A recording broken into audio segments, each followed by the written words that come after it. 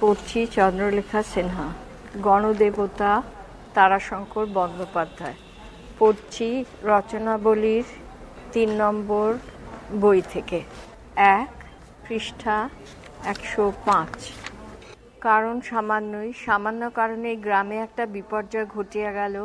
এখানকার কামার অনিরুদ্ধ কর্মকার ও ছুতার গিরিশ সূত্রধর নদীর ওপারে বাজারে শহরটায় গিয়া একটা করিয়া দোকান ফাঁদিয়াছি। খুব ভোরে উঠিয়া যায়, ফেরে রাত্রি 10টায়। ফলে গ্রামের লোকের অসুবিধার আর শেষ নাই। এবার চাষের সময় কি নাকালটাই যে তাদের হইতে হইয়াছে সে তাহারাই জানে। লাঙলের ফাল পাঁজানো, গাড়ির হাল বাঁধার জন্য চাষিদের অসুবিধার আর অন্ত ছিল না। গিরিশ ছুতারের বাড়িতে গ্রামের লোকের বাবলা কাঠের গুঁড়ি আজও স্তূপীকৃত হইয়া পড়িয়া আছে সেই গত বৎসরের ফাল্গুন চৈত্র হইতে, কিন্তু আজও তাহারা নূতন লাঙল পাইল না। লাঙলের ফাল পাঁজানো, গাড়ির হাল বাঁধার জন্য চাষিদের অসুবিধার আর অন্ত ছিল না। গিরিশ ছুতারের বাড়িতে গ্রামের লোকের বাবলা কাঠের গুঁড়ি আজও স্তূপীকৃত হইয়া পড়িয়া আছে সেই গত বৎসরের ফাল্গুন চৈত্র হইতে, কিন্তু আজও তাহারা নূতন লাঙল পাইল না। এ ব্যাপার লইয়া অনিরুদ্ধ এবং গিরিশের বিরুদ্ধে অসন্তোষের সীমা ছিল না, কিন্তু চাষের সময় ইহা লইয়া একটা জটলা করিবার সময় কাহারও হয় নাই। প্রয়োজনের তাগিদে তাহাদেরকে মিষ্ট কথায় তুষ্ট করিয়া কার্যোদ্ধার করা হইয়াছে।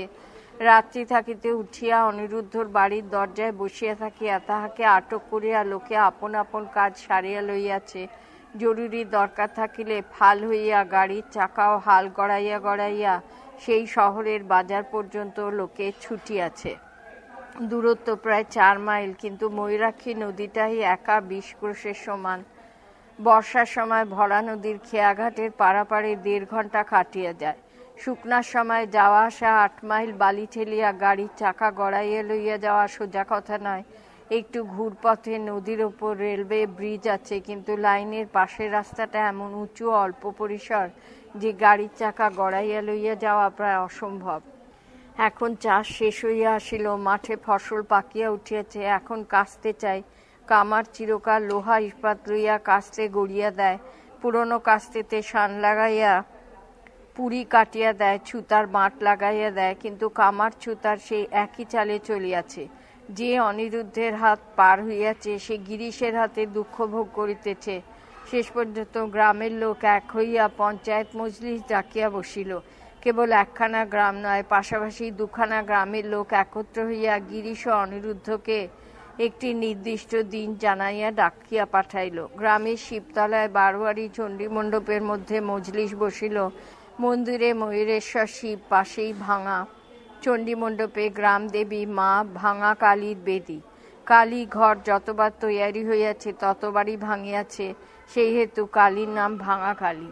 চণ্ডী মণ্ডপটিও বহুকালের এবং কোণ ভাঙা হইয়াছে। মধ্যে নাটমন্দির, তার চাল কাঠামো হাতি সুর, সরদল, তীরসাঙা প্রভৃতি হরেক রকমের কাঠ দিয়া যেন অক্ষয় অমর করিবার উদ্দেশ্যে গড়া হইয়াছে। 106। নিচের মেঝেও সনাতন পদ্ধতিতে মাটির। এই চণ্ডী মণ্ডপের এই নাটমন্দিরে বা আটচালায় শতরঞ্জি, চাটাই, চট প্রভৃতি বিছাইয়া মজলিস বসিল। গিরিশ অনিরুদ্ধ এ ডাকে না আসিয়া পারিল না। যথাসময়ে তাহারা দুজনেই আসিয়া উপস্থিত হইল। মজলিসে 2খানা গ্রামের মাতব্বর লোক একত্র হইয়াছিল।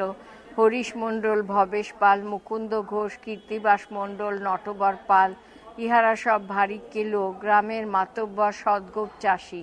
পাশের গ্রামের দ্বারকা চৌধুরীও উপস্থিত হইয়াছে। চৌধুরী বিশিষ্ট প্রবীণ ব্যক্তি, এ অঞ্চলে বিশেষ মাননীয় জন। আচার ব্যবহার বিচার বুদ্ধির জন্য সকলের শ্রদ্ধার পাত্র। লোকে এখনো বলে, কেমন বংশ দেখতে হবে। এই চৌধুরীর পূর্বপুরুষেরাই এককালে এই 2খানি গ্রামের জমিদার ছিলেন। এখন ইনি অবশ্য সম্পন্ন চাষী রূপেই গণ্য, কারণ জমিদারি অন্য লোকের হাতে গিয়াছে। আর ছিল দোকানি বৃন্দাবন দত্ত, সেও মাতব্বর লোক। মধ্যবিত্ত অবস্থার অল্পবয়স্ক চাষী গোপন পাল, রাখাল মণ্ডল, রামনারায়ণ ঘোষ প্রভৃতিও উপস্থিত ছিল। এ গ্রামের একমাত্র ব্রাহ্মণ বাসিন্দা হরেন্দ্র ঘোষাল ও গ্রামের নিশি মুখুজ্জে, পিয়ারি মারুজ্জে, ইহারাও একদিকে বসিয়াছিল। আসরে প্রায় মাঝখানে জাঁকিয়া বসিয়াছিল ছিরু পাল। সে নিজেই আসিয়া জাঁকিয়া আসন লইয়াছিল। ছিরু বা শ্রীহরি পালই এই 2খানা গ্রামের নূতন সম্পদশালী ব্যক্তি। এই অঞ্চলের মধ্যে বিশিষ্ট ধনী যাহারা চিরু ধন সম্পদে তাহাদের কাহারও চেয়ে কম নয়, এই কথাই লোকে অনুমান করে। লোকটার চেহারা প্রকাণ্ড, প্রকৃতিতে ইতর এবং দুর্ধর্ষ ব্যক্তি।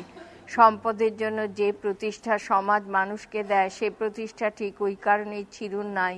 অভদ্র, ক্রোধী, গোয়ার, চরিত্রহীন ধনী চিরুপালকে লোকে বাহিরে সহ্য করিলেও মনে মনে ঘৃণা করে, ভয় করিলেও সম্পদোচিত সম্মান কেহ দেয় না। এজন্য চিরুর ক্ষোভ আছে, লোকে তাহাকে সম্মান করে না বলিয়া সেও সকলের ওপর মনে মনে রুষ্ট। প্রাপ্য প্রতিষ্ঠা জোর করিয়া আদায় করিতে সে বদ্ধপরিকর। তাই সাধারণের সামাজিক মজলিস হইলে ঠিক মাঝখানে আসিয়া সে জাঁকিয়া বসে। আরেকটি সবল দেহ, দীর্ঘকায়, শ্যামবর্ণ যুবা নিতান্ত নিষ্পৃহর মতো একপাশে থামিয়ে ঠেস দিয়া দাঁড়াইয়াছিল, সে দেবনাথ ঘোষ, এই গ্রামেরই সৎগোপ চাষির ছেলে। দেবনাথ নিজ হাতে চাষ করে না, স্থানীয় ইউনিয়ন বোর্ডের ফ্রি প্রাইমারি স্কুলের পণ্ডিত সে। এ মজলিসে আসিবার বিশেষ ইচ্ছা না থাকিলেও সে আসিয়াছে। অনিরুদ্ধের যে অন্যায়, সে অন্যায়ের মূল কোথায় সে জানে। চিরুপালের মতো ব্যক্তি যে মজলিসে মধ্যমণির মতো জমকাইয়া বসে, সে মজলিসে তাহার আস্থা নাই বলিয়াই এই নিষ্পৃহতা, নীরব অবজ্ঞা সহিত সে একপাশে থামে ঠেস দিয়া দাঁড়াইয়াছিল। আসে নাই কেবল এই গ্রামের কৃপণ মহারাজ, মৃত রাখৌরি চক্রবর্তী পোষ্যপুত্র হেলারাম চাটুর্যে ও গ্রাম্য ডাক্তার জগন্নাথ ঘোষ। গ্রামের চৌকিদার ভূপাল লোহারও উপস্থিত ছিল। আশেপাশের ছেলেদের দল গোলমাল করিতেছিল। একেবারে এক প্রান্তে গ্রামের হরিজন চাষিরাও দাঁড়াইয়া দর্শক হিসাবে। ইহারা এই গ্রামের শ্রমিক চাষি। পৃষ্ঠা 107। অসুবিধার প্রায় 12 আনা ভোগ করিতে হয় ইহাদিগকেই। অনিরুদ্ধ এবং গিরিশ আসিয়া মজলিসে বসিল। বেশভূষা অনেকটা পরিচ্ছন্ন এবং ফিটফাট। তাহার মধ্যে শহুরে ফ্যাশনের ছাপ সুস্পষ্ট। দুজনেই সিগারেট টানিতে টানিতে আসিতেছিল। মজলিসের অনতিদূরে ফেলিয়া দিয়া মজলিসের মধ্যে আসিয়া বসিল। অনিরুদ্ধ কথা আরম্ভ করিল। বসিয়াই হাত দিয়া একবার মুখটা বেশ করিয়া মুছিয়া লইয়া বলিল, কই গো, কি বলছেন বলুন। আমরা খাটিখুটি খাই, আমাদের আজ এ বেলাটাই মাটি। কথার ভঙ্গিমায় সুরে সকলেই একটু চকিত হইয়া উঠিল, যেন ঝগড়া করিবার মতো লোভেই কোমর বাঁধিয়া আসিয়াছে। প্রবীণের দলের মধ্যে সকলেই একবার সশব্দে গলা ঝাড়িয়া লইল। অল্প বয়সীদের ভিতর হইতে যেন একটা আগুন দপ করিয়া উঠিল। চিরু ওরফে শ্রীহরি বলিয়া উঠিল, মাটি যদি মনে করে তবে আসবারই বা কি দরকার ছিল। হরেন্দ্র গোসাল কথা বলিবার জন্য হাঁক পাক করিতেছিল। সে বলিল, তেমন মনে হইলে এখনো উঠে যেতে পারো তোমরা। কেউ ধরে নিয়ে আসে নাই, বেঁধেও রাখে নাই তোমাদিকে। হরিশ মণ্ডল এবার বলিল, চুপ করো তোমরা, এখানে যখন ডাকা হয়েছে তখন আসতেই হবে। তা তোমরা এসেছ, বেশ কথা, ভালো কথা, উত্তম কথা। তারপর এখন দুপক্ষে কথাবার্তা হবে। আমাদের বলবার যা বলবো, তোমাদের জবাব যা তোমরা দেবে, তারপর তার বিচার হবে। এত তাড়াতাড়ি করলে হবে কেন? ঘোড়া দুটো বাঁধো। গিরিশ বলল, তাহলে কথা আপনাদের আমাদিগেই নিয়েই। অনিরুদ্ধ বলিল, তা আমরা আঁচ করেছিলাম। তা বেশ, কি কথা আপনাদের বলুন, আমাদের জবাব আমরা দেবো। কিন্তু কথা হচ্ছে কি জানেন, আপনারা সবাই যখন একজোট হয়েছেন তখন এই কথার বিচার করবে কে? নালিশ যখন আপনাদের, তখন আপনারা বিচার কি করে করবেন, এ তো আমরা বুঝতে পারছি না। দ্বারকা চৌধুরী অকস্মাৎ গলা ঝাড়িয়া শব্দ করিয়া উঠিল। চৌধুরীর কথা বলিবার এটি পূর্বাভাস। উচ্চ গলা ঝাড়া শব্দে সকলে চৌধুরীর দিকে ফিরিয়া চাহিল। চৌধুরীর চেহারায় এবং ভঙ্গিমাতে একটা স্বাতন্ত্র্য আছে। গৌরবর্ণ রং, সাদা ধপধপে গোঁফ, আকৃতিতে দীর্ঘ। মানুষটি আসরের মধ্যে আপনা আপনি বিশিষ্ট হইয়া বসিয়াছিল। সে এবার মুখ খুলিল। দেখো কর্মকার, কিছু মনে করো না বাপু, আমি একটা কথা বলবো। গোড়া থেকেই তোমাদের কথাবার্তার সুর শুনে মনে হচ্ছে যেন তোমরা বিবাদ করবার জন্য তৈরি হয়ে এসেছো। এটা তো ভালো নয় বাবা। বসো, স্থির হয়ে বসো। অনিরুদ্ধ এবার সবিনয় ঘাড় হেঁট করিয়া বলিল, বেশ, বলুন, কি বলছেন। হরিশ মণ্ডলী আরম্ভ করিল, দেখো বাবু, খুলে বলতে গেলে মহাভারত বলতে হয়। পৃষ্ঠা 108। সংক্ষেপেই বলছি, তোমরা দুজনে শহরে গিয়ে আপন আপন ব্যবসা করতে বসেছ। বেশ করেছ। যেখানে মানুষ দুটো পয়সা পাবে সেখানেই যাবে, তা যাও। কিন্তু এখানকার পাট যে একেবারে তুলে দেবে, আর আমরা যে এই 2 কোষ রাস্তা জিনিসপত্র ঘাড়ে করে নিয়ে ছুটবো ওই নদী পার হয়ে, তা তো হবে না বাপু। এবার যে তোমরা আমাদের কি নাকাল করেছ, সে কথাটা ভেবে দেখো দেখি মনে মনে। অনিরুদ্ধ বলিল, আগে তাও অসুবিধে এইটুকুন হয়েছে আপনাদের। চিরু বা শ্রীহরি গর্জিয়া ছিল, একটুকুন? একটুকুন কি হে? জানো, জমিতে জল থাকতে ফাল পাঁজানোর অভাবে চাষ বন্ধ রাখতে হয়েছে।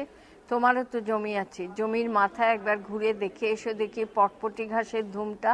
ভালো ফালের অভাবে চাষের সময় একটা পটপটিরও শেকড় ভালো ওঠে নাই। বছর সাল তোমরা ধানের সময় ধানের জন্য বস্তা হাতে এসে দাঁড়াবে, আর কাজের সময় তখন শহরে গিয়ে বসে থাকবে। তা করলে হবে কেন? হরেন্দ্রর সঙ্গে সঙ্গে সায় দিয়া উঠিল, এই কথা, এবং সঙ্গে সঙ্গে হাতে একটা তালি বাজাইয়া দিয়া বসিল। মজলি শুদ্ধ সকলেই প্রায় সমস্যারে বলিল, এই। প্রবীণেরাও ঘাড় নাড়িয়া সায় দিল, অর্থাৎ এই।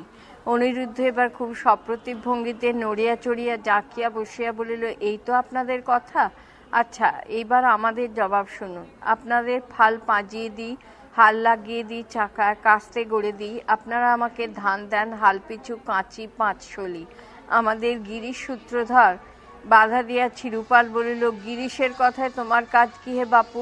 কিন্তু চিরু কথা শেষ করিতে পারিল না। দ্বারকা চৌধুরী বলিল, বাবা শ্রীহরি, অনিরুদ্ধ তো অন্যায় কিছু বলে নাই, ওদের দুজনের একই কথা, একজন বললেও তো ক্ষতি নাই কিছু।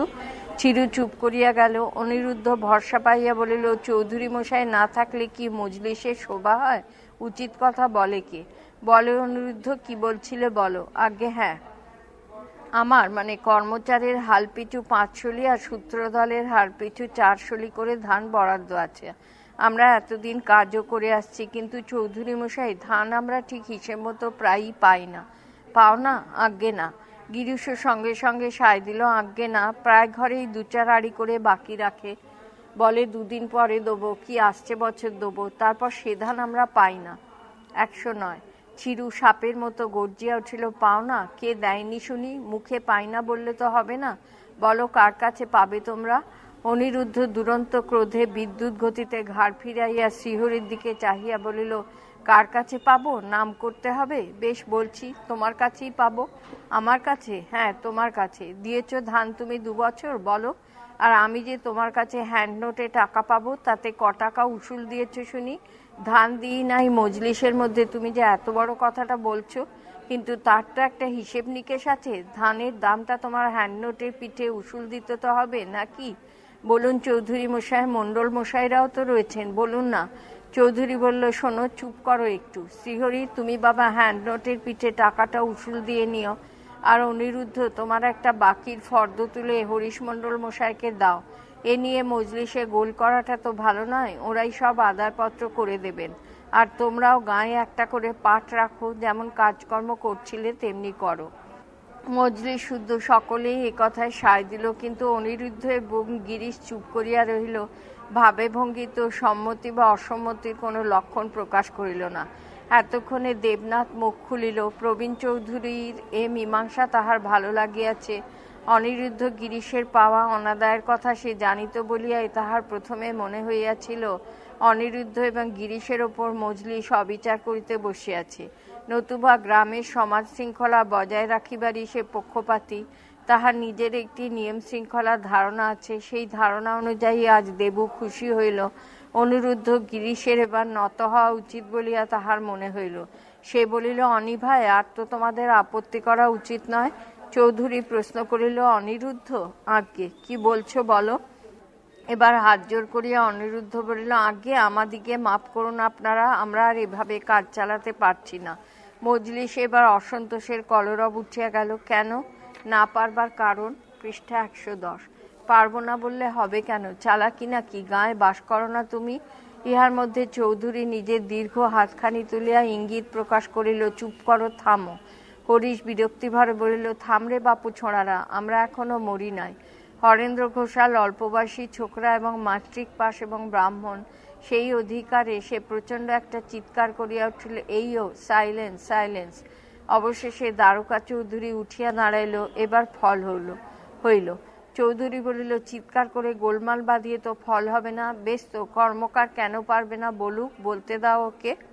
সকলে এবার নীরব হলো। চৌধুরী আবার বসিয়া বলল, কর্মকার পারবে না বললে তো হবে না বাবা, কেন পারবে না বলো? তোমরা পুরুষানুক্রমে করে আসছো, আজ পারবো না বললে গ্রামের ব্যবস্থাটা কি হবে? দেবনাথ বলিল, অন্যায়। অনুরুদ্ধ, গিরিশের এ মহা অন্যায়। হরিশ বলিল, তোমার পূর্বপুরুষের বাস হলো গিয়ে মহাগ্রামে, এ গ্রামে কামার ছিল না বলেই তোমার পিতামহকে এনে বাস করানো হয়েছিল, সে তো তুমিও শুনেছে হয়ে বাপু, এখন না বললে চলবে কেন? অনিরুদ্ধ বলিল, আগে মোড়ল জ্যাঠা, তাহলে শুনুন। চৌধুরী মশাই, আপনি বিচার করুন। এ গায়ে আগে কত হাল ছিল ভেবে দেখুন, কত ঘরে হাল উঠে গিয়েছে তাও দেখুন।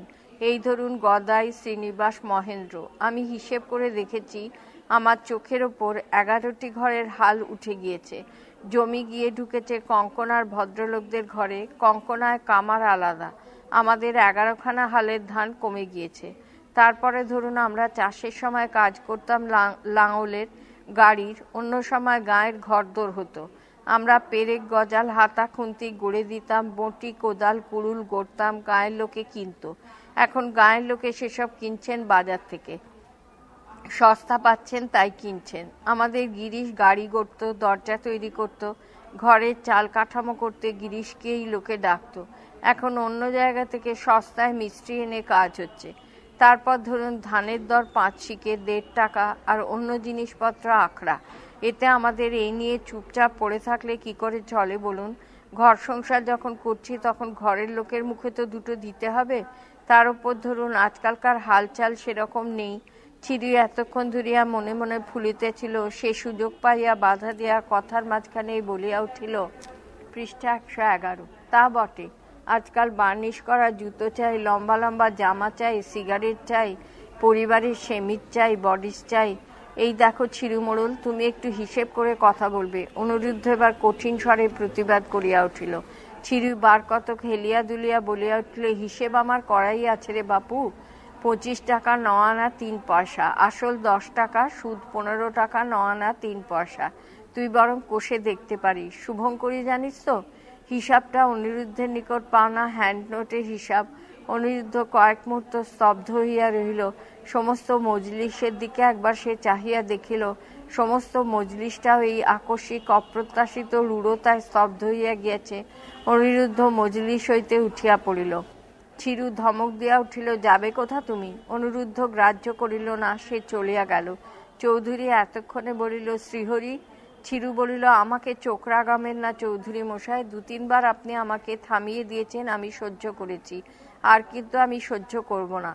চৌধুরী এবার চাদরখানি ঘাড়ে ফেলিয়া বাঁশের লাঠিটি লইয়া উঠিল, বলিল, চললাম গো তাহলে। ব্রাহ্মণগণকে প্রণাম, আপনাদিগের নমস্কার। এই সময় গ্রামের পাতুলাল মুচি জোড়হাত করিয়া আগাইয়া আসিয়া বলিল, চৌধুরী মহাশয়, আমার একটুকুন বিচার করে দিতে হবে। চৌধুরী সন্তর্পণে মজলিস হইতে বাহির হইবার উদ্যোগ করিয়া বলিল, বলো বাবা, এরা সব রয়েছেন, বলো চৌধুরী মশাই। চৌধুরী এবার চাহিয়া দেখিল অনুরুদ্ধ আবার ফিরিয়া আসিয়াছে। একবার বসতে হবে চৌধুরী মশাই। চিরুপালের টাকাটা আমি এনেছি, আপনারা থেকে কিন্তু আমার হ্যান্ডনোটটা ফেরতের ব্যবস্থা করে দিন। মজলিস শুদ্ধ লোক এতক্ষণে সচেতন হইয়া চৌধুরীকে ধরিয়া বসিল, কিন্তু চৌধুরী কিছুতেই নিরস্ত হইল না। সবিনয় নিজেকে মুক্ত করিয়া লইয়া ধীরে ধীরে বাহির হইয়া গেল। অনিরুদ্ধ 25 টাকা 10 আনা মজলিসের সম্মুখে রাখিয়া বলিল, এখনই হ্যান্ডনোটখানা নিয়ে এসো চিরুপাল। পরে হ্যান্ডনোটখানি ফেরত লইয়া বলিল, ও 1 পয়সা আমাকে আর ফেরত দিতে হবে না, পান কিনে খেও। এসো হে গিরিশ, এসো। হরিশ বলিল, ওই তোমরা চললে যে হে, যার জন্য মজলিস বসলো? 112। অনিরুদ্ধ বলিল, আজ্ঞে হ্যাঁ, আমরা আর ও কাজ করবো না মশাই। জবাব দিলাম, যে মজলিস ছিরু মোড়লকে শাসন করতে পারে না তাকে আমরা মানি না। তাহারা হনহন করিয়া চলিয়া গেল। মজলিস ভাঙিয়া গেল। পরদিন প্রাতেই শোনা গেল অনিরুদ্ধের 2 বিঘা বাকুড়ির আধপাকা ধান কে বা কাহারা নিঃশেষে কাটিয়া তুলিয়া লইয়াছে। 2, পৃষ্ঠা 112। অনিরুদ্ধ ফসল শূন্য ক্ষেতখানার আইলের উপর স্থির দৃষ্টিতে দাঁড়াইয়া কিছুক্ষণ দেখিল। নিষ্ফল আক্রোশে তাহার লোহা পেটা হাত দুখানা মুঠা বাঁধিয়া ভাইস যন্ত্রের মতো কঠোর করিয়া তুলিল। তাহার পর সে অত্যন্ত দ্রুতপদে বাড়ি ফিরিয়া হাত কাটা জামাটা টানিয়া সেটার মধ্যে মাথা গলাইতে গলাইতে বাহির দরজার দিকে অগ্রসর হইল। অনিরুদ্ধের স্ত্রীর নাম পদ্মমণি। দীর্ঘাঙ্গী, পরিপূর্ণ যৌবনা, কালো মেয়েটি, টিকালো নাক, টানা টানা ভাসা ভাসা ডাগর 2টি চোখ, পদ্মের রূপ না থাক শ্রী আছে, পদ্মের দেহে অভুক্ত শক্তি, পরিশ্রম করে সে উদয়াস্ত। পদ্মের দেহে অদ্ভুত শক্তি, পরিশ্রম করে সে উদয়াস্ত, তেমনি তীক্ষ্ণ তাহার সাংসারিক বুদ্ধি। অনিরুদ্ধকে এইভাবে বাহির হইতে দেখিয়া সে স্বামী অপেক্ষাও দ্রুতপদে আসিয়া সম্মুখে দাঁড়াইয়া বলিল, চললে কোথায়? রূঢ় দৃষ্টিতে চাহিয়া অনিরুদ্ধ বলিল, ফিঙের মতো পেছনে লাগলি কেন? যেখানে যাই না তোর সে খোঁজে কাজ কি? হাসিয়া পদ্ম বলিল, পেছনে লাগি নাই, তার জন্য সামনে এসে দাঁড়িয়েছি।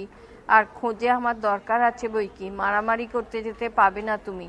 অনিরুদ্ধ বলিল, মারামারি করতে যাই নাই, থানা যাচ্ছি, পথ ছাড়। থানা? পদ্মর কণ্ঠস্বরের মধ্যে উদ্বেগ পরিস্ফুট হইয়া উঠিল। হ্যাঁ, থানা। শালা ছিঁড়ে চাষার নামে আমি ডায়েরি করে আসবো। রাগে অনিরুদ্ধের কণ্ঠস্বর রণ করিতেছিল। পদ্ম স্থিরভাবে ঘাড় নাড়িয়া বলিল, না, সত্যি হলেও ছিরুমোড়ল তোমার ধান চুরি করেছে, এ চাকলায় কে এ কথা বিশ্বাস করবে? অনিরুদ্ধের কিন্তু তখন এই পরামর্শ শুনিবার মতো অবস্থা নয়। সে ঠেলিয়া পদ্মকে সরাইয়া দিয়া বাহির হইবার উদ্যোগ করিল। অনিরুদ্ধের অনুমান অভ্রান্ত, ধান শ্রীহরিপালই কাটিয়া লইয়াছে। কিন্তু পদ্ম যাহা বলিয়াছে সেও নিষ্ঠুরভাবে সত্য। ধনীকে চোর প্রতিপন্ন করা বড় সহজ নয়। শ্রীহরি ধনী। এই চাকলায় কাছাকাছি তিনখানা গ্রাম, কালীপুর, শিবপুর ও কঙ্কনা। এ তিনখানা গ্রামে চিরুপাল বা শ্রীহরিপালের ধনের খ্যাতি যথেষ্ট। পৃষ্ঠা 113। সেরেস্তায় দুখানা ভিন্ন গ্রাম হিসাবে জমিদারের অধীন স্বতন্ত্র মৌজা হইলেও কার্যত একখানাই গ্রাম, একটা দিঘির এপার ওপার মাত্র।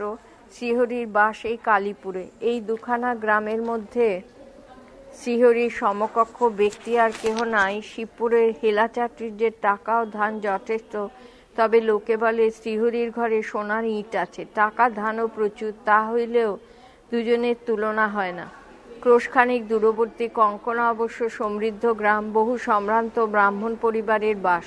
সেখানকার মুখুজ্জেবাবীরা লক্ষ লক্ষ টাকার অধিকারী। এ অঞ্চলের প্রায় গ্রামই এখন তাহাদের কুক্ষিগত। মহাজন হইতে তাহারা প্রবল প্রতাপান্বিত জমিদার হইয়া উঠিয়াছে। শিবপুর, কালীপুর গ্রাম দুখানাও ধীরে ধীরে তাহাদের গ্রামের আকর্ষণে সর্পিল জিহ্বার দিকে আগাইয়া চলিয়াছে। কিন্তু সেখানেও শ্রীহরিপালের নামডাক আছে। মহিরাক্ষীর ওপারে আধা শহর, রেলওয়ে জাংশন।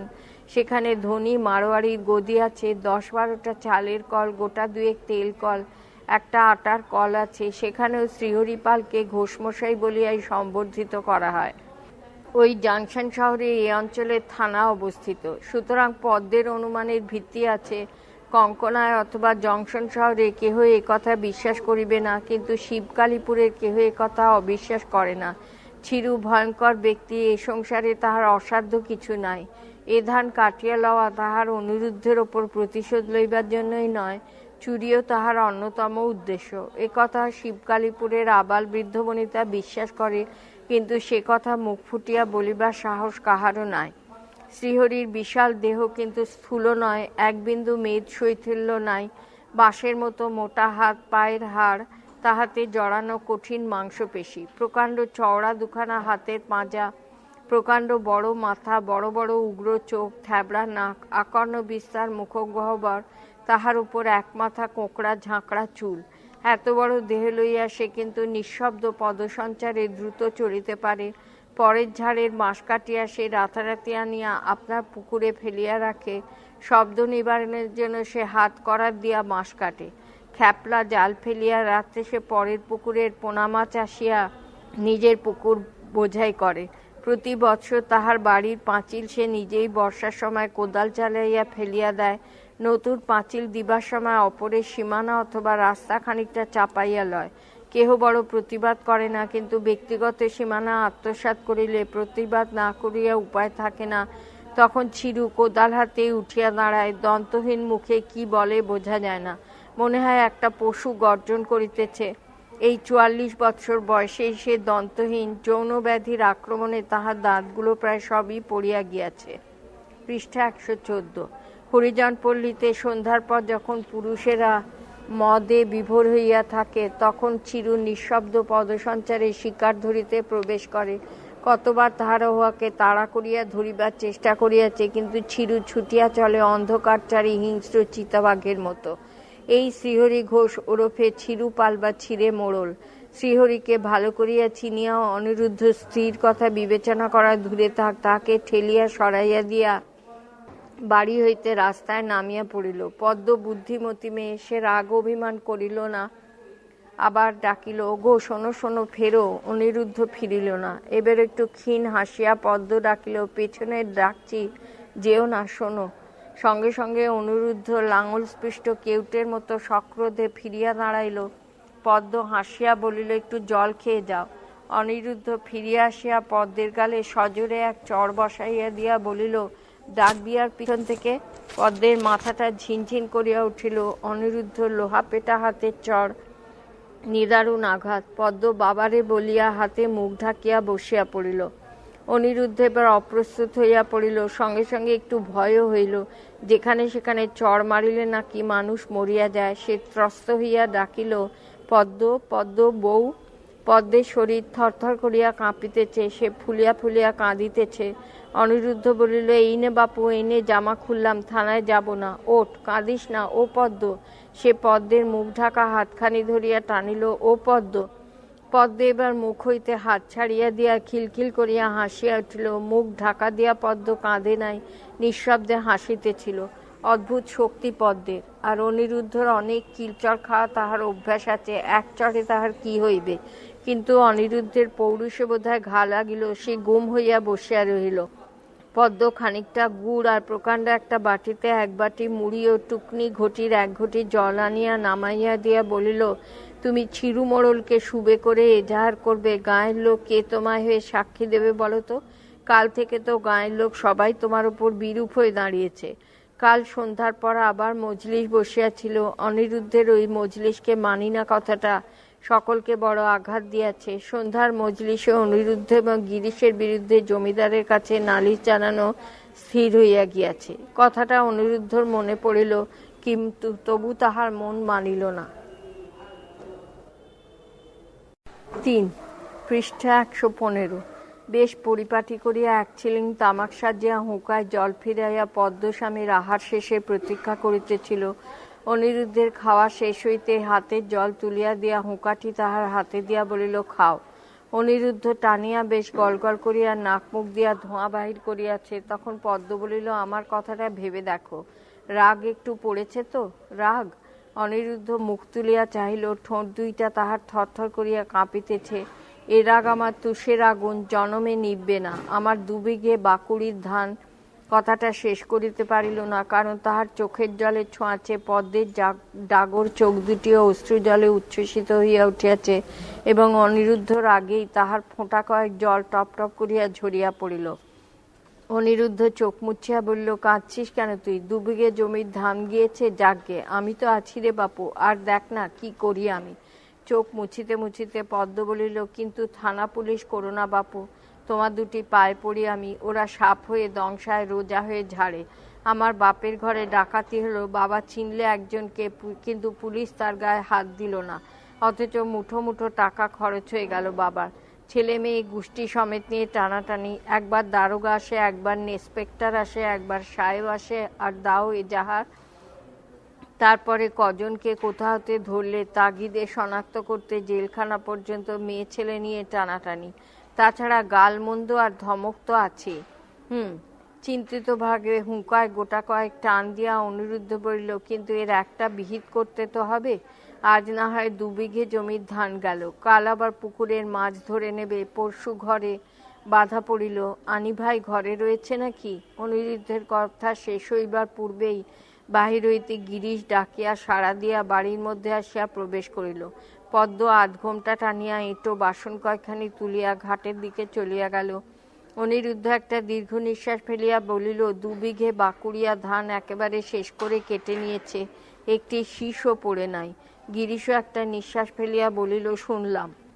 থানায় ডায়েরি করব ঠিক করেছিলাম, কিন্তু বউ বারণ করছে। পৃষ্ঠা ১১৬। বলছে শিরুপাল চুরি করেছে, কথা বিশ্বাস করবে কেন? আর গাঁয়ের লোকও আমার হয়ে কেউ সাক্ষী দেবে না। হ্যাঁ, কাল সন্ধ্যেতে আবার নাকি চণ্ডী মণ্ডপে জটলা হয়েছিল, আমরা নাকি অপমান করেছি গাঁয়ের লোকদের। জমিদারের কাছে নালিশ করবে শুনছি। ঠোঁটের দিক বাঁকাইয়া অনিরুদ্ধ এবার উঠিল, যা যা, জমিদার আমার কচু করবে। কথাটা গিরিশের খুব মনোপুত হইল না। সে বলিল, তাই বলারই বা আমাদের দরকার কি? জমিদারেরও তো বিচার আছে, তিনি বিচার করুন না কেন? অনিরুদ্ধ বারবার ঘাড় নাড়িয়া অস্বীকার করিয়া বলিল, হুঁ, ছাই বিচার করবে জমিদার?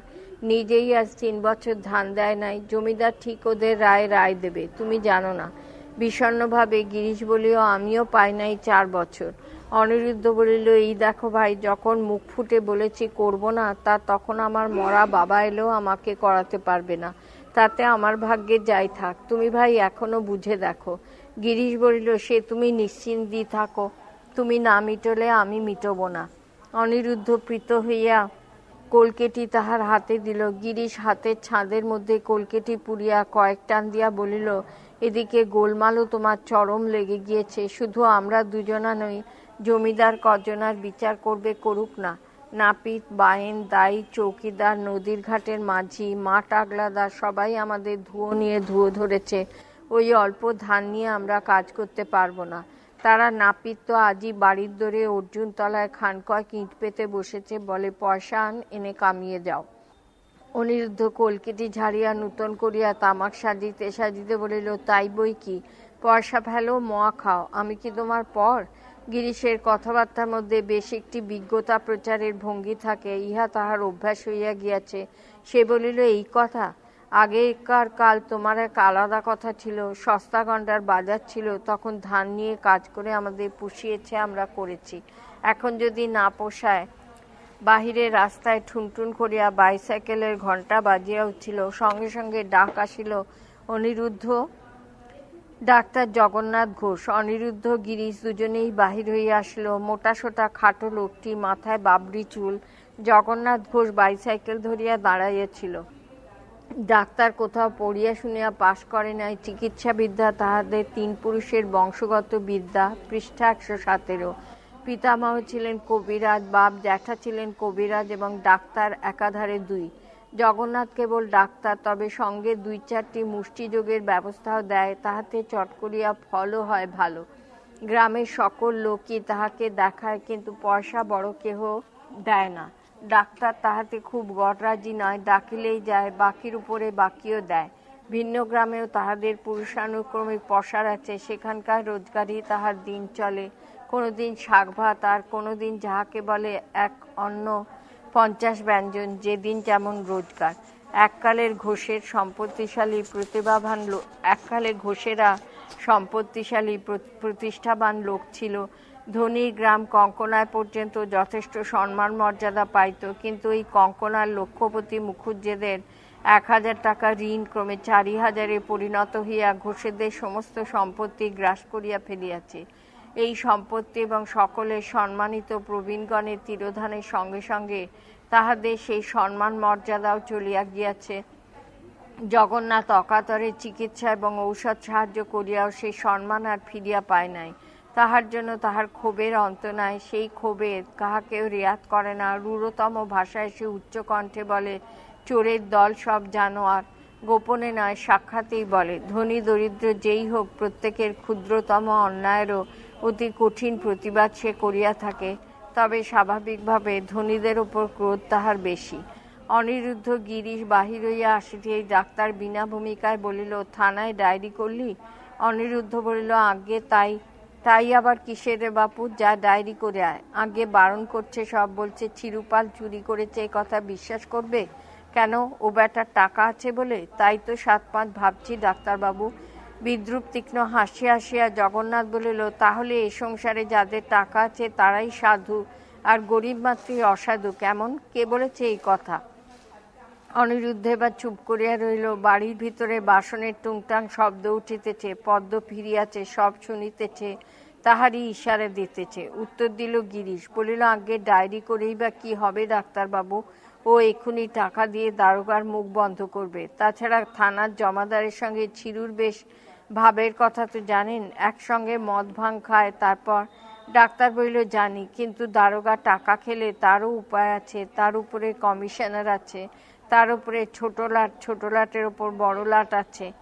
অনিরুদ্ধ বলিল, তা বুঝলাম ডাক্তারবাবু, কিন্তু মেয়ে ছেলেকে এজাহার ফেজাহার দিতে হবে, সেই কথা আমি ভাবছি। পৃষ্ঠা 118। মেয়ে ছেলের এজাহার? ডাক্তার আশ্চর্য হইয়া গেল। মাঠে ধান চুরি হয়েছে, তাতে মেয়ে ছেলেকে এজাহার দিতে হবে কেন? কে বলল? এ কি মগের মুলুক নাকি?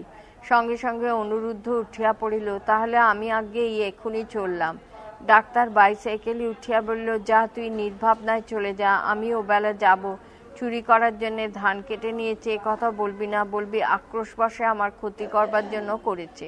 অনিরুদ্ধ আর বাড়ির মধ্যে ঢুকিল না পর্যন্ত রওনা হইয়া গেল, পাছে পদ্ম আবার বাধা দেয়। সে ডাক্তারের গাড়ির সঙ্গে সঙ্গেই চলিতে আরম্ভ করিল। গিরিশকে বলিল, গিরিশ, কামারশালের চাবিটা নিয়ে এসো তো ভাই। চেয়ে ওপাশের জংশনের কামারশালার চাবি। গিরিশকে ভিতরে ঢুকিয়া চাহিতে হইল না। দরজার আড়াল হইতে ঝনাৎ করিয়া চাবিটা আসিয়া তাহার সম্মুখে পড়িল। গিরিশ হেঁট হইয়া চাবিটা তুলিতেছিল, পদ্ম দরজার পাশ হইতে উঁকি মারিয়া দেখিল ডাক্তার ও অনিরুদ্ধ অনেকখানি চলিয়া গিয়াছে। সে এবার আধ ঘোমটা টানিয়া সামনে আসিয়া বলিল, একবার ডাকো ওকে। মুখ তুলিয়া একবার পদ্মর দিকে একবার অনিরুদ্ধর দিকে চাহিয়া গিরিশ বলিল, পেছনে রাখলে খেপে যাবে। তা তো যাবে, কিন্তু ভাত ভাত নিয়ে যাবে কে? আজকে খেতে দিতে হবে না? গিরিশ ও অনিরুদ্ধ সকালে উঠিয়া ওপারে যায়, তাহার পূর্বেই তাহাদের ভাত হইয়া থাকে। যাইবার সময় সেই ভাত তাহারা একটা বড় কৌটা করিয়া লইয়া যায়, সেই খাইয়াই তাহাদের দিন কাটে। রাত্রে খাওয়াটা বাড়িতে ফিরিয়া আরাম করিয়া খায়। গিরিশ বলিয়া, ভাতের কৌটা আমাকে দাও, আমিই নিয়ে যাই। পদ্ম সংসারে একা মানুষ। বছর দুয়েক পূর্বে শাশুড়ি মারা যাওয়ার পর হইতেই সমস্ত দিনটা তাহাকে একলাই কাটাইতে হয়। সে নিজে বন্ধা, ছেলেপুলে নাই। পাড়া গায়ে এমন অবস্থায় একটি মনোহর কর্মান্তর আছে, সে হইল পাড়া বেড়ানো। কিন্তু পদ্মের স্বভাব যেন ঊর্ণনাভ গৃহিণীর মতো। সমস্ত দিনই সে আপনার গৃহস্থালির জাল ক্রমাগত বুনিয়া চলিয়াছে। ধান কলাই রৌদ্রে দিতেছে, তুলিতেছে, সেগুলি মাটি ও কুড়োনো ইট মাটি দিয়া গাঁথিয়া ঘরে বেদি বাঁধিতেছে, ছাই দিয়া মাজিয়া তোলা বাসনেরও ময়লা তুলিতেছে, শীতের লেপ কাঁথাগুলি পাড়িয়া নতুন পাট করিতেছে। ইহা ছাড়া নিয়মিত কাজ গোয়াল পরিষ্কার করা, জাব কাটা, ঘুঁটে দেওয়া, ৩-৪ বার বাড়ি ঝাঁট দেওয়া, এসব তো আছেই। ১১৯। আজ কিন্তু তাহার কোনো কাজ করিতে ইচ্ছা হইল না। সে খিড়কির ঘাটে পা ছড়াইয়া বসিল। অনিরুদ্ধকে থানায় যাইতে বারণ করিয়াছে, হাসি মুখে রহস্য করিয়া তাহাকে শান্ত করিবার জন্য চেষ্টা করিয়াছে। সে কেবল ভবিষ্যৎ অশান্তি নিবারণের জন্য। ওই ২ বিঘা বাকুড়ির ধানের জন্য তাহারও দুঃখের সীমা ছিল না। আপন মনেই সে মৃদুস্বরে চিরুপালকে অভিসম্পাত দিতে করিল। কানা হবেন, কানা হবেন, অন্ধ হবেন, হাতে কুষ্ঠ হবে, সর্বস্ব যাবে, ভিক্ষে করে খাবেন। সহসা যেন কোথাও প্রচণ্ড কলরব উঠিতেছে বলিয়া মনে হইল। পদ্ম কান পাতিয়া শুনিল। গোলমালটা বাইন পাড়ার মনে হইতেছে। প্রচণ্ড রূঢ় কণ্ঠে অশ্লীল ভাষায় কেউ তর্জন গর্জন করিতেছে। ওই ছোঁয়াচটা যেন পদ্মকে লাগিয়া গেল। সেও কণ্ঠ উচ্চে চড়াইয়া সাপ সাপান্ত আরম্ভ করিল। জোড়া বেটা ধরফর করে মরবে, এক বিছানায় একসঙ্গে। আমার জমির ধানের চালে কলেরা হবে, নিবংশ হবেন, নিবংশ হবেন, নিজে মরবেন না, কানা হবেন, 2টি চোখ যাবে, হাতে কুষ্ঠ হবে, যথা সর্বস্ব উড়ে যাবে, পুড়ে যাবে, পথে পথে ভিক্ষে করে বেড়াবেন। বেশ হিসাব করিয়া চিরুপালের সহিত মিলাইয়া সে সাপ সাপান্ত করিতেছিল। সহসা তাহার নজরে পড়িল, খিড়কির পুকুরের ওপারে রাস্তার উপর দাঁড়াইয়া চিরুপাল তাহার গালিগালাজগুলি বেশ উপভোগ করিয়া হাসিতেছে। একমাত্র চিরু পাতু বাইনকে মারপিট করিয়া ফিরিতেছিল। বাইন পাড়ার কলরবটা তাহারই সেই বিক্রম অদ্ভুত। ফিরিবার পথে অনুরুদ্ধের স্ত্রীর সাপ সাপান্ত শুনিয়া দাঁড়াইয়া হাসিতেছিল। সে হাসির মধ্যে বন্য একটা ক্রূর প্রবৃত্তি, প্রেরণা অথবা তাড়নাও ছিল। দেখিয়া পদ্ম উঠিয়া বাড়ির মধ্যে ঢুকিয়া পড়িল। চিরু ভাবিতেছিল লাফ দিয়া বাড়ির মধ্যে ঢুকিয়া পড়িবে কিনা, কিন্তু দিবালোককে তাহার বড় ভয়। সে স্পন্দিত বক্ষে দ্বিধা করিতেছিল।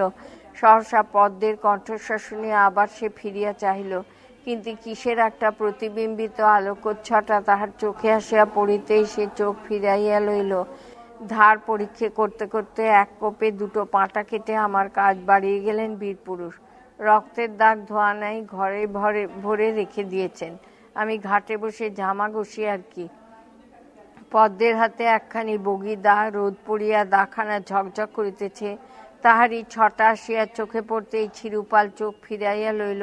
পরক্ষণেই দুমদুম শব্দে পা ফেলিয়া আপনার বাড়ির পথ ধরিল। সঙ্গে সঙ্গে পদ্মর মুখে নিষ্ঠুর কৌতুকের হাসি ফুটিয়া উঠিল। 4 পৃষ্ঠা 120। গ্রাম হইতে বাহির হইলে বিস্তীর্ণ পঞ্চগ্রামের মাঠ, দৈর্ঘ্যে প্রায় 6 মাইল, প্রস্থে 4 মাইল।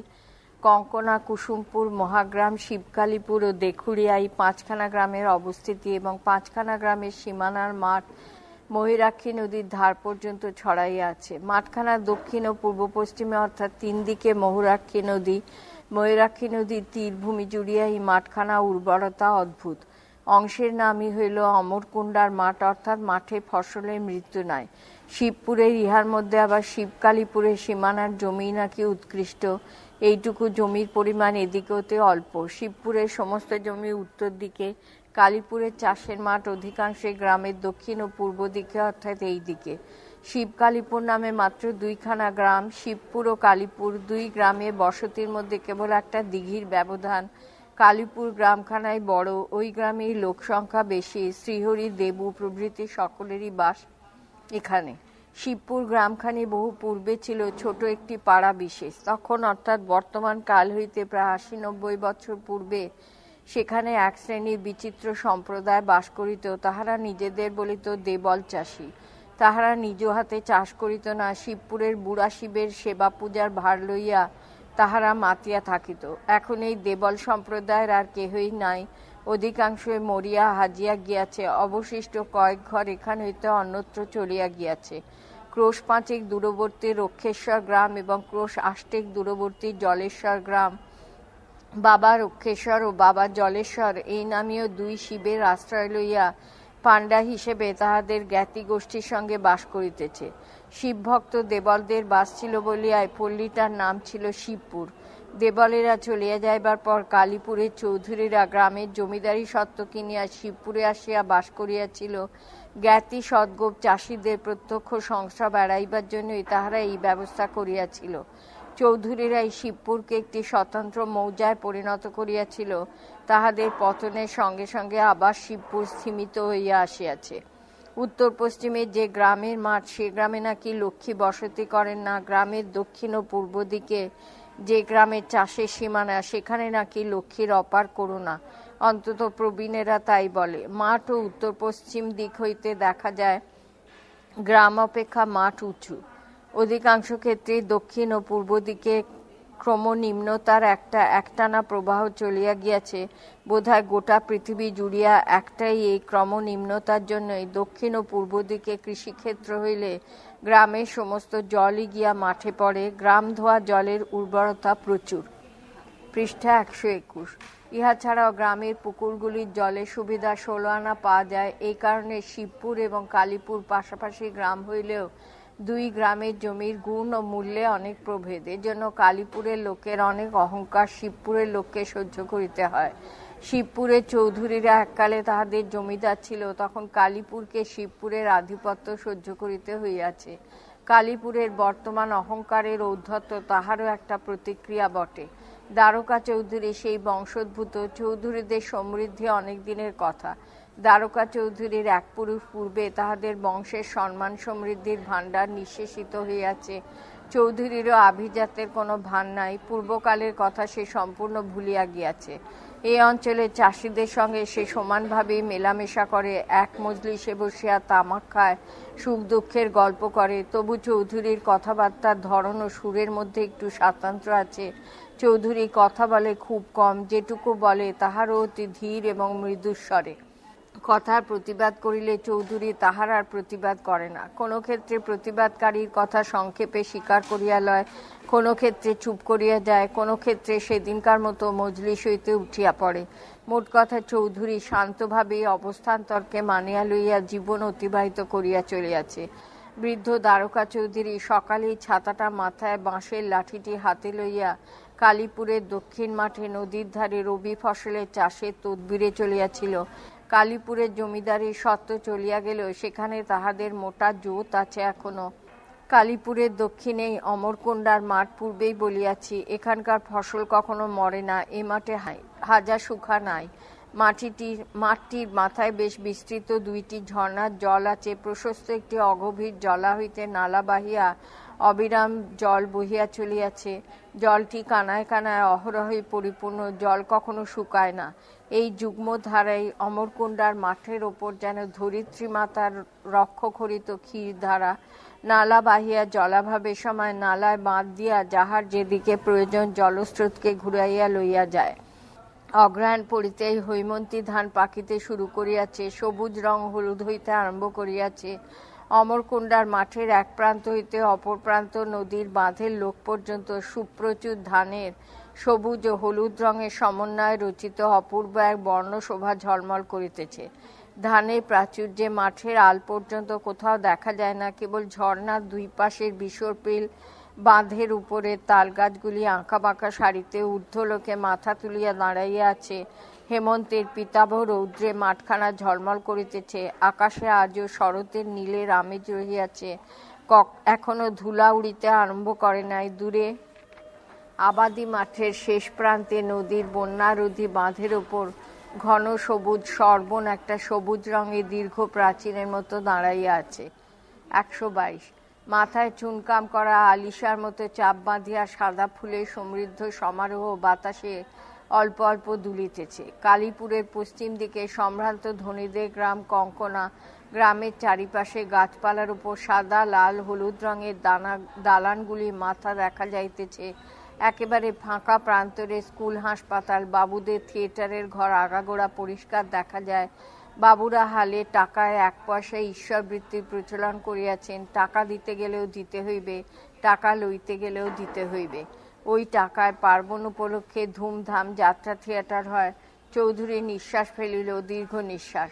বৎসরে 1.5 টাকা 2 টাকা করিয়া তাহাকে ওই ঈশ্বরবৃত্তি দিতে হয়। অমরকুণ্ডার ক্ষেতে এখনো জল রহিয়াছে, জলের মধ্যে প্রচুর মাছ জন্মায়। আল কাটিয়া দেয়া মুখে ঝুড়ি পাতিয়া হাড়ি বাউরি ডোম ও বাইনদের মেয়েরা মাছ ধরিতেছে। ক্ষেতের মধ্যেও অনেকে ঘুরিয়া বেড়াইতেছে, তাহাদের দেখা যায় না, কেবল ধান গাছগুলি চিরিয়া একটা চলন্ত রেখা দেখা যায়। যেমন অগভীর জলের ভিতর মাছ চলিয়া গেলে জলের উপর একটা রেখা জাগিয়া ওঠে, ঠিক তেমনি।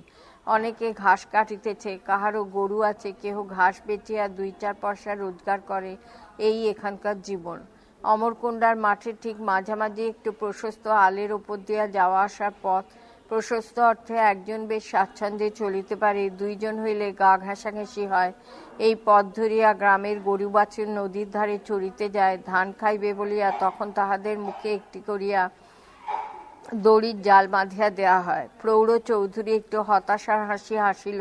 গরুগুলির মুখের জাল খুলিবার মতো গোচরও আর রহিল না। বন্যারোধী বাঁধের ওপারে নদীর চর ভাঙিয়া রবি ফসলের চাষের একটা ধুম পড়িয়া গিয়াছে। চাষিদের অবশ্য আর উপায় ছিল না। অমরকুণ্ডার মাঠের অর্ধেকের ওপর জমি কঙ্কনার বিভিন্ন ভদ্রলোকের মালিকানিতে চলিয়া গিয়াছে। অনেক চাষিরা জমি বলিতে কিছুই নাই, এই তাহারাই প্রথম নদীর ধারে গোচর ভাঙিয়া রবি ফসলের চাষ আরম্ভ করিয়াছিল। এখন দেখা দেখি সবাই আরম্ভ করিয়াছে, কারণ চরের জমি খুবই উর্বর। সারা বর্ষাটাই নদীর জলে ডুবিয়া থাকিয়া পলিতে পলিতে মাটি যেন সোনা হইয়া থাকে। সেই সোনা ফসলের কাণ্ড বাহিয়া শীষ ভরিয়া দানা হইয়া ফলিয়া ওঠে। গম, যব, সরিষা প্রচুর হয়। সকলের চেয়ে ভালো হয় ছোলা। ওই চরটার নামই ছোলাকুড়ি বা ছোলাকুণ্ড। এখন অবশ্য আলুর চাষেরই রেওয়াজ বেশি। আলু প্রচুর হয় এবং খুব মোটাও হয়। নদীর ওপারের জংশনে আলুর বাজারও ভালো। কলিকাতা হইতে মহাজনেরা ওখানে আলু কিনিতে আসে। এই কয় মাসের জন্য তাহাদের একজন লোক আড়ত খুলিয়া বসিয়াই আছে। আলু লইয়া গেলেই নগদ টাকা। বড় চাষি যাহারা, তাহারা 20-50 টাকা দাদনও পায়। 123। সকলের টানে চৌধুরীকেও গোচর ভাঙিয়া আলু, গম, ছোলার চাষ করিতে হইতেছে। চারিপাশে ফসলের মধ্যে তাহার গোচরে গরু চড়ানো চলে না। অবুঝ অবলা পশু কখন যে ছুটিয়া গিয়া অন্য লোকের ফসলের উপর পড়িবে, সে কি বলা যায়? তাহার উপর অমরকুণ্ডার মাঠে উৎকৃষ্ট দোয়েম জমিতে রবি ফসলের চাষও অসম্ভব হইয়া উঠিয়াছে। কঙ্কনার ভদ্রলোকের জমি সব পড়িয়া থাকে, তাহারা রবি ফসলের হাঙ্গামা বহাইতে চায় না, আর খৈল সারেও টাকা খরচ তাহারা করিবে না। কাজেই তাহাদের জমি ধান কাটার পর পড়িয়াই থাকে। অধিকাংশ জমি চাষ হইলে সেখানে কতকটা জমি পতিত রাখিয়া গরু চড়ানো যেমন অসম্ভব, আবার অধিকাংশ জমি পতিত থাকিলে সেখানে কতকটা জমি চাষ করাও তেমনি অসম্ভব। তবু তো গরু ছাগলকে আগলাইয়া পারা যায়, কিন্তু মানুষ ও বানরকে পারা যায় না। তাহারা খাইয়াই শেষ করিয়া দিবে। কালীপুরের দোয়েম সোনার দোয়েম। এদিকে যুদ্ধ বাঁধিয়া সব যেন উল্টাইয়া গেল। প্রথম মহাযুদ্ধ কি কাল যুদ্ধই না ইংরেজরা করিল জার্মানির সঙ্গে, সমস্ত একেবারে লণ্ডভণ্ড করিয়া দিল। দুঃখ দুর্দশা সব কালেই আছে, কিন্তু যুদ্ধের পরে এই কালটির মতো দুর্দশা আর কখনো হয় নাই। কাপড়ের জোড়া 6 টাকা 7 টাকা, ওষুধ অগ্নিমূল্য, মায় পেরেক ও সূচের দাম 4 গুণ হইয়া গিয়াছে। ধান চালের দরও প্রায় দ্বিগুণ বাড়িয়াছে, কিন্তু কাপড় চোপড়ের দর বাড়িয়াছে 3 গুণ। জমির দামও ডবল হইয়া গিয়াছে। দর পাইয়া হতভাগা মূর্খের দল জমিগুলা কঙ্কনার বাবুদের পেটে ভরিয়া দিল। ফলে এই অবস্থা। আজ আফসোস করিলে কি হইবে? মরুক হতভাগারা মরুক। সেই 1321 সালে যুদ্ধ আরম্ভ হইয়াছিল, যুদ্ধ শেষ হইয়া গিয়াছে 25 সালে। আজ 1329 সাল, আজও বাজারের আগুন নিবিল না। কঙ্কনার বাবুরা ধুলা মুঠা সোনার দরে বেচিয়া কাঁড়ি কাঁড়ি টাকা আনিতেছে, আর কালীপুরের জমি কিনিতেছে মোটা দামে। ধুলা বই কি, মাটি কাটিয়া কয়লা ওঠে, সেই কয়লা বেচিয়া তো তাহাদের পয়সা। যে কয়লায় মন ছিল 3 আনা 14 পয়সা, আজ সেই কয়লার দর কিনা 14 আনা। গোদের ওপর বিষ ফোড়ার মতো এই বাজারে আবার প্রেসিডেন্ট পঞ্চায়েতি ঘুচাইয়া ট্যাক্স বাড়াইয়া বসাইল ইউনিয়ন বোর্ড। বাবুরা সব বোর্ডের মেম্বার সাজিয়া দণ্ডমুণ্ডের মালিক হইয়া বসিল। আর দাও তোমরা এখন ট্যাক্স। ট্যাক্স আদায়ের ধুমকি। চৌকিদার দফাদার সঙ্গে লইয়া বাঁধানো খাতা বগলে বোর্ডের কেরানি দুগাই মিশ্র যেন একটা লাট সাহেব। সহসা চৌধুরী চকিত হইয়া থমকিয়া দাঁড়াইল। কে কোথায় তারস্বরে চিৎকার করিয়া কাঁদিতেছে না? লাঠিটি বগলে পড়িয়া রৌদ্র নিবারণের ভঙ্গিতে ভ্রুর ওপরে হাতের আড়াল দিয়া এপাশ ওপাশ দেখিয়া চৌধুরী পিছন ফিরিয়া দাঁড়াইল। হ্যাঁ, পিছনেই বটে। ওই গ্রাম হইতে কয়েকজন লোক আসিতেছে, উহাদের ভিতরেই কেহ কাঁদিতেছে। সে স্ত্রীলোক, তাহাকে দেখা যাইতেছে না। সামনের পুরুষটির আড়ালে সে ঢাকা পড়িয়াছে। আহা হা, পুরুষটা কেউটে সাপের মতো ফিরিয়া মেয়েটার চুলের মুঠি ধরিয়া দুমদাম করিয়া প্রহার আরম্ভ করিয়া দিল। চৌধুরী এখান হইতে চিৎকার করিয়া ওঠে, এই এই, আহা হা হা, ওই। গণদেবতা 4 নম্বর অধ্যায় পরবর্তী অংশ, পৃষ্ঠা 124। তাহারা শুনিতে পাইল কিনা কে জানে, কিন্তু স্ত্রীলোকটি চিৎকার বন্ধ করিল। পুরুষটিও তাহাকে ছাড়িয়া দিল। চৌধুরী কিছুক্ষণ সেই দিকে চাহিয়া দাঁড়াইয়া থাকিয়া আবার রওনা হইল। ছোট লোক কি সাধে বলে? লজ্জা শরম হৃদকরণ উহাদের কখনো হইবে না। জানে না স্ত্রীলোকের চুলে হাত দিলে শক্তি ক্ষয় হয়। রাবণ যে রাবণ, যাহার 10টা মুন্ড, 20টা হাত, 1 লক্ষ ছেলে, 100 লক্ষ নাতি, সে যে সেই সীতার চুলের মুঠি ধরিয়া সে একেবারে নির্বংশ হইয়া গেল। বাঁধের কাছাকাছি চৌধুরী পৌঁছিয়াছে, এমন সময় পিছনে পদশব্দ শুনিয়া চৌধুরী ফিরিয়া চাহিল। দেখল পাতুবায়ন হনহন করিয়া বুনো শুকরের মতো গোঁ-ভরে চলিয়া আসিতেছে। পিছনে কিছু দূরে ধূপ করিয়া ছুটিতে ছুটিতে আসিতেছে একটি স্ত্রীলোক, বোধহয় পাতুর স্ত্রী। সে এখনো গুনগুন করিয়া কাঁদিতেছে আর মধ্যে মধ্যে চোখ মুছিতেছে। চৌধুরী একটু সন্ত্রস্ত হইয়া উঠিল। পাতু যে গতিতে আসিতেছে তাহাতে তাহাকে পথ ছাড়িয়া না দিলে উপায় কি? উহার আগে আগে চলিবার শক্তি চৌধুরীর নাই। পাতু কিন্তু নিজেই পথ করিয়া লইল। সে পাশের জমিতে নামিয়া পড়িয়া ধানের মধ্য দিয়া যাইবার জন্য উদ্যত হইল। সহসা সে থমকিয়া দাঁড়াইয়া চৌধুরীকে একটা প্রণাম করিয়া বলিল, দেখেন চৌধুরী মশাই, দেখেন। চৌধুরী পাতুর মুখের দিকে চাহিয়া শিহরিয়া উঠিল। কপালে একটা সদ্য আঘাত চিহ্ন হইতে রক্ত ঝরিয়া মুখখানাকে রক্তাক্ত করিয়া দিয়াছে। সঙ্গে সঙ্গে পাতুর স্ত্রী ডাক ছাড়িয়া কাঁদিয়া উঠিল, ও গো বাবু মশাই গো, খুন করলে গো। অ্যাও! পাতু গর্জন করিয়া উঠিল। আবার চেঁচাতে লাগিলি মাগি? সঙ্গে সঙ্গে পাতুর স্ত্রীর কণ্ঠস্বর নামিয়া গেল। সে গুনগুন করিয়া কাঁদিতে আরম্ভ করিল। গরিবের কি দশা করেছে দেখেন গো, আপনারা বিচার করেন গো।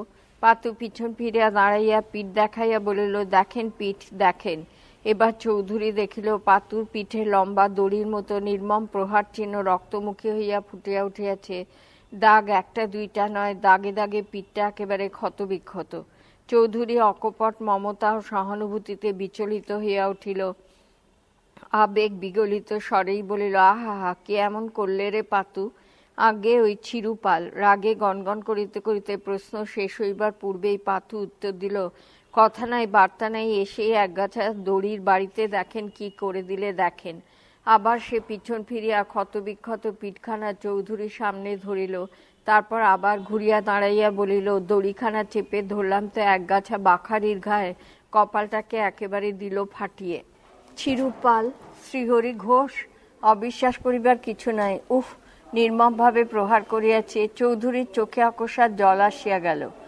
এক এক সময় অপরের দুঃখ দুর্দশায় মানুষ এমন বিচলিত হয় যে তখন নিজের সকল সুখ দুঃখকে অতিক্রম করিয়া নির্যাতিতের দুঃখ যেন আপন দেহমন দিয়া প্রত্যক্ষভাবে অনুভব করে। চৌধুরী এমনই একটি অবস্থায় উপনীত হইয়া সজল চক্ষে পাতুর দিকে চাহিয়া রহিল। তাহার দন্তহীন মুখের শিথিল ঠোঁট অত্যন্ত বিশ্রী ভঙ্গিতে থরথর করিয়া কাঁপিতে লাগিল। পাতি বলিল, মোড়লদের ফিজনার কাছে গেলাম, তাকেও রা কাড়লে না মশায়, শক্তর সব দুয়োর মুক্ত। পাতুর বউ অনুচ্চ কান্নায় ফাঁকে ফাঁকে বলিতেছিল, সর্বনাশী কালামুখীর লেগে গো। পাতু একটা ধমক দিয়া বলিল, এই এই আবার ঘ্যান ঘ্যান করে। চৌধুরী একটু আত্মসমর্পণ করিয়া বলিল, কেন অমন করে মারলে? কি এমন দোষ করেছে তুমি যে অভিযোগ করিয়া? পাতু কহিল, সেদিন চণ্ডীমণ্ডপের মজলিসে বলতে গেলাম, তা তো আপনি শুনলেন না, চলে গেলেন। গোটা গেরামের লোকের আঙুর জুতি আমাকে সারা বছর জোগাতে হয়, অথচ আমি কিছুই পাই না। তা কর্মকার যখন রব তুললে তখন আমিও বলেছিলাম যে আমি আর আঙুর জুতি জোগাতে লারব। কাল সাঁঝেতে পালের মুনিশ আঙুর জুতি চাইতে এসেছিল, আমি বলেছিলাম পয়সা আনো গিয়ে। তা আমার বলা বটে, আজ সকালে উঠে এসেই কথা নাই বার্তা নাই, আথালি পাথালি দড়ি দিয়ে মার। চৌধুরী চুপ করিয়া রহিল। পাতুর বউ বারবার ঘাড় নাড়িয়া মৃদু বিলাপের সুরে সেই বলিয়াই চলিল, না গো বাবু মশায়। পাতু তাহার কথা ঢাকিয়া দেয়া বলিল, আমার পেট চলে কি করে সেটা আপনারা বিচার করবেন না, আর এমনি করে মারবেন। চৌধুরী কাশিয়া গলা পরিষ্কার করিয়া লইয়া বলিল, শ্রীহরি তোমাকে এমন করে মেরেছে, মহা অন্যায় করেছে, অপরাধ করেছে, হাজারবার লক্ষবার, সে কথা সত্যি। কিন্তু আঙুর জুতির কথাটা তুমি জানো না বাবা পাতু। গাঁয়ের ভাগার তোমরা যে দখল করো, তার জন্যই তোমাদিকে গাঁয়ের আঙুর জুতি জোগাতে হয়। এই নিয়ম। ভাগাড়ে মরি পড়লে তোমরা চামড়া নাও, হাড় বিক্রি করো, তারই দরুন তোমরা এই আঙুর জুতি মাংস কাঠিয়া লইয়া যাওয়ার কথাটা আর চৌধুরী ঘৃণাবশে উচ্চারণ করিতে পারিল না। পাতু অবাক হইয়া গেল। সে বলিল, ভাগাড়ের দরুন? 126। হ্যাঁ, তোমাদের প্রবীণেরা তো কেউ নাই, তারা সব জানতো। শুধু তাই লয় মশাই, ওই পোড়ার মুখী কলঙ্কিনী গো। এই ফাঁকে পাতুর বউ আবার সুর তুলল। পাতু এবার সঙ্গে সঙ্গে বলিল, আচ্ছে হ্যাঁ, শুধু তো আঙুর জুতিও লয়, আপনারা ভদ্রলোকরা যদি আমাদের ঘরের মেয়েদের পানে তাকান তবে আমরা যাই কোথায়? প্রৌঢ় প্রবীণ ধর্মপরায়ণ চৌধুরী বলিয়া উঠিল, রাম রাম রাম, রাধাকৃষ্ণ রাধাকৃষ্ণ। পাতি বলিল, আজ্ঞে রাম রাম লয় চৌধুরী মশাই, আমার ভগ্নী দুর্গা একটু বজ্জাত বটে, বিয়ে দিলাম তো পালিয়ে এলো শ্বশুর ঘর থেকে, সেই তারই সঙ্গে মশাই চিরুপাল ফষ্টি নষ্টি করবে, যখন তখন পাড়ায় এসে ছুতো নাতা নিয়ে বাড়িতে ঢুকে বসবে। আমার মা হারামজাদিকে তো জানেন, চিরকাল একভাবে গেল, চিরুপালকে বসতে মোড়া দেবে, তার সঙ্গে ফুসফাস করবে। ঘরে মশাই আমার বউ রয়েছে, তাকে মাকে আর দুর্গাকে আমি ঘা কতক করে দিয়েছিলাম। মোড়লকেও বলেছিলাম, ভালো করেই বলেছিলাম, চৌধুরী মশাই আমাদের জাত গেতে নিন্দে করে, আর আপনি আসবেন না মশাই, এ আক্রোশটাও আছে মশাই। লাঠি ও ছাতায় চৌধুরীর দুই হাত ছিল আবদ্ধ, কানে আঙুল দিবার উপায় ছিল না। সে ঘৃণাভরে থুতু ফেলিয়া মুখ ফিরাইয়া বলিল, রাধা কৃষ্ণ হে, থাক পাতু, থাক বাবা, সকালবেলা ওসব কথা আমাকে আর শুনিও না, এতে আর আমার কি হাত আছে বলো, রাধা কৃষ্ণ। পাতু কিন্তু ইহাতে তুষ্ট হইল না। সে কোনো কথা না বলিয়া চৌধুরীকে পাশ কাটাইয়া হনহন করিয়া অগ্রসর হইল। তাহার পিছন পিছন তাহার স্ত্রী আবার ছুটিতে আরম্ভ করিল। স্বামীর নীরবতার সুযোগ পাইয়া সে আবার কান্নার সুরে সুর করিল, হারামজাদি আবার ঢং করে ভাইয়ের দুঃখে ঘটা করে কাঁদতে বসেছে গো, ওগো আমি কি করব গো। পাতু বিদ্যুৎ গতিতে ফিরিল। সঙ্গে সঙ্গে বউটি আতঙ্কে অস্ফুট চিৎকার করিয়া উঠিল, পাতু মুখ খিচাইয়া বলিল, চেল্লাস না বাপু, তোকে কিছু বলি নাই, তুই থাম। ধাক্কা দিয়া স্ত্রীকে সরাইয়া দিয়া সে ফিরিয়া পশ্চাৎগামী চৌধুরীর সম্মুখে আসিয়া বলিল, আচ্ছা চৌধুরী মশাই, আলিপুরের রহমত শেখ যে কঙ্কনার রমন্দ চাটুর্যের সঙ্গে ভাগার দখল করেছে, তার কি করছেন? আশ্চর্য হইয়া চৌধুরী বলিলেন, সে কি? আজ্ঞে হ্যাঁ মশাই, ভাগাড়ের চামড়া তাদিগে ছাড়া আর কাউকে বেচতে পাবো না আমরা। তারা বলে ভাগাড় জমিদার আমাদিগে বন্দোবস্ত দিয়েছে, ছাল ছাড়ানোর মজুরি আর নুনের দাম তার উপর 2-4 আনা ছাড়া আর কিছু দেয় না, অথচ চামড়ার দাম এখন আগুন। তাহলে? পৃষ্ঠা 127। চৌধুরী পাতুর মুখের দিকে চাহিয়া প্রশ্ন করিল, সত্যি কথা পাতু? আজ্ঞে হ্যাঁ, মিছে যদি হয় 50 জুতো খাবো, নাকে খত দেবো।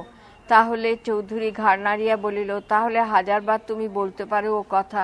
গাঁয়ের লোক পয়সা দিতে বাধ্য, কিন্তু জমিদারের গোমস্তা নন্দীকে কথাটা জিজ্ঞাসা করেছ? পাতু বলিল, গোমস্তা নন্দী কেন, জমিদারের কাছেই যাব আমি। ডাক্তার ঘোষ মশাই বললে, থানায় যা। তা থানা কেন? আগে জমিদারের কাছেই যাই, দুটো বিচারই হয়ে যাক, দেখি জমিদার কি বলে। সে আবার ফিরিল এবং সোজা আলপথটা ছাড়িয়া দক্ষিণ দিকের একটা আল ধরিয়া কঙ্কনার দিকে মুখ করিল। বৃদ্ধ চৌধুরী ঠুকঠুক করিয়া নদীর চরের দিকে অগ্রসর হইল।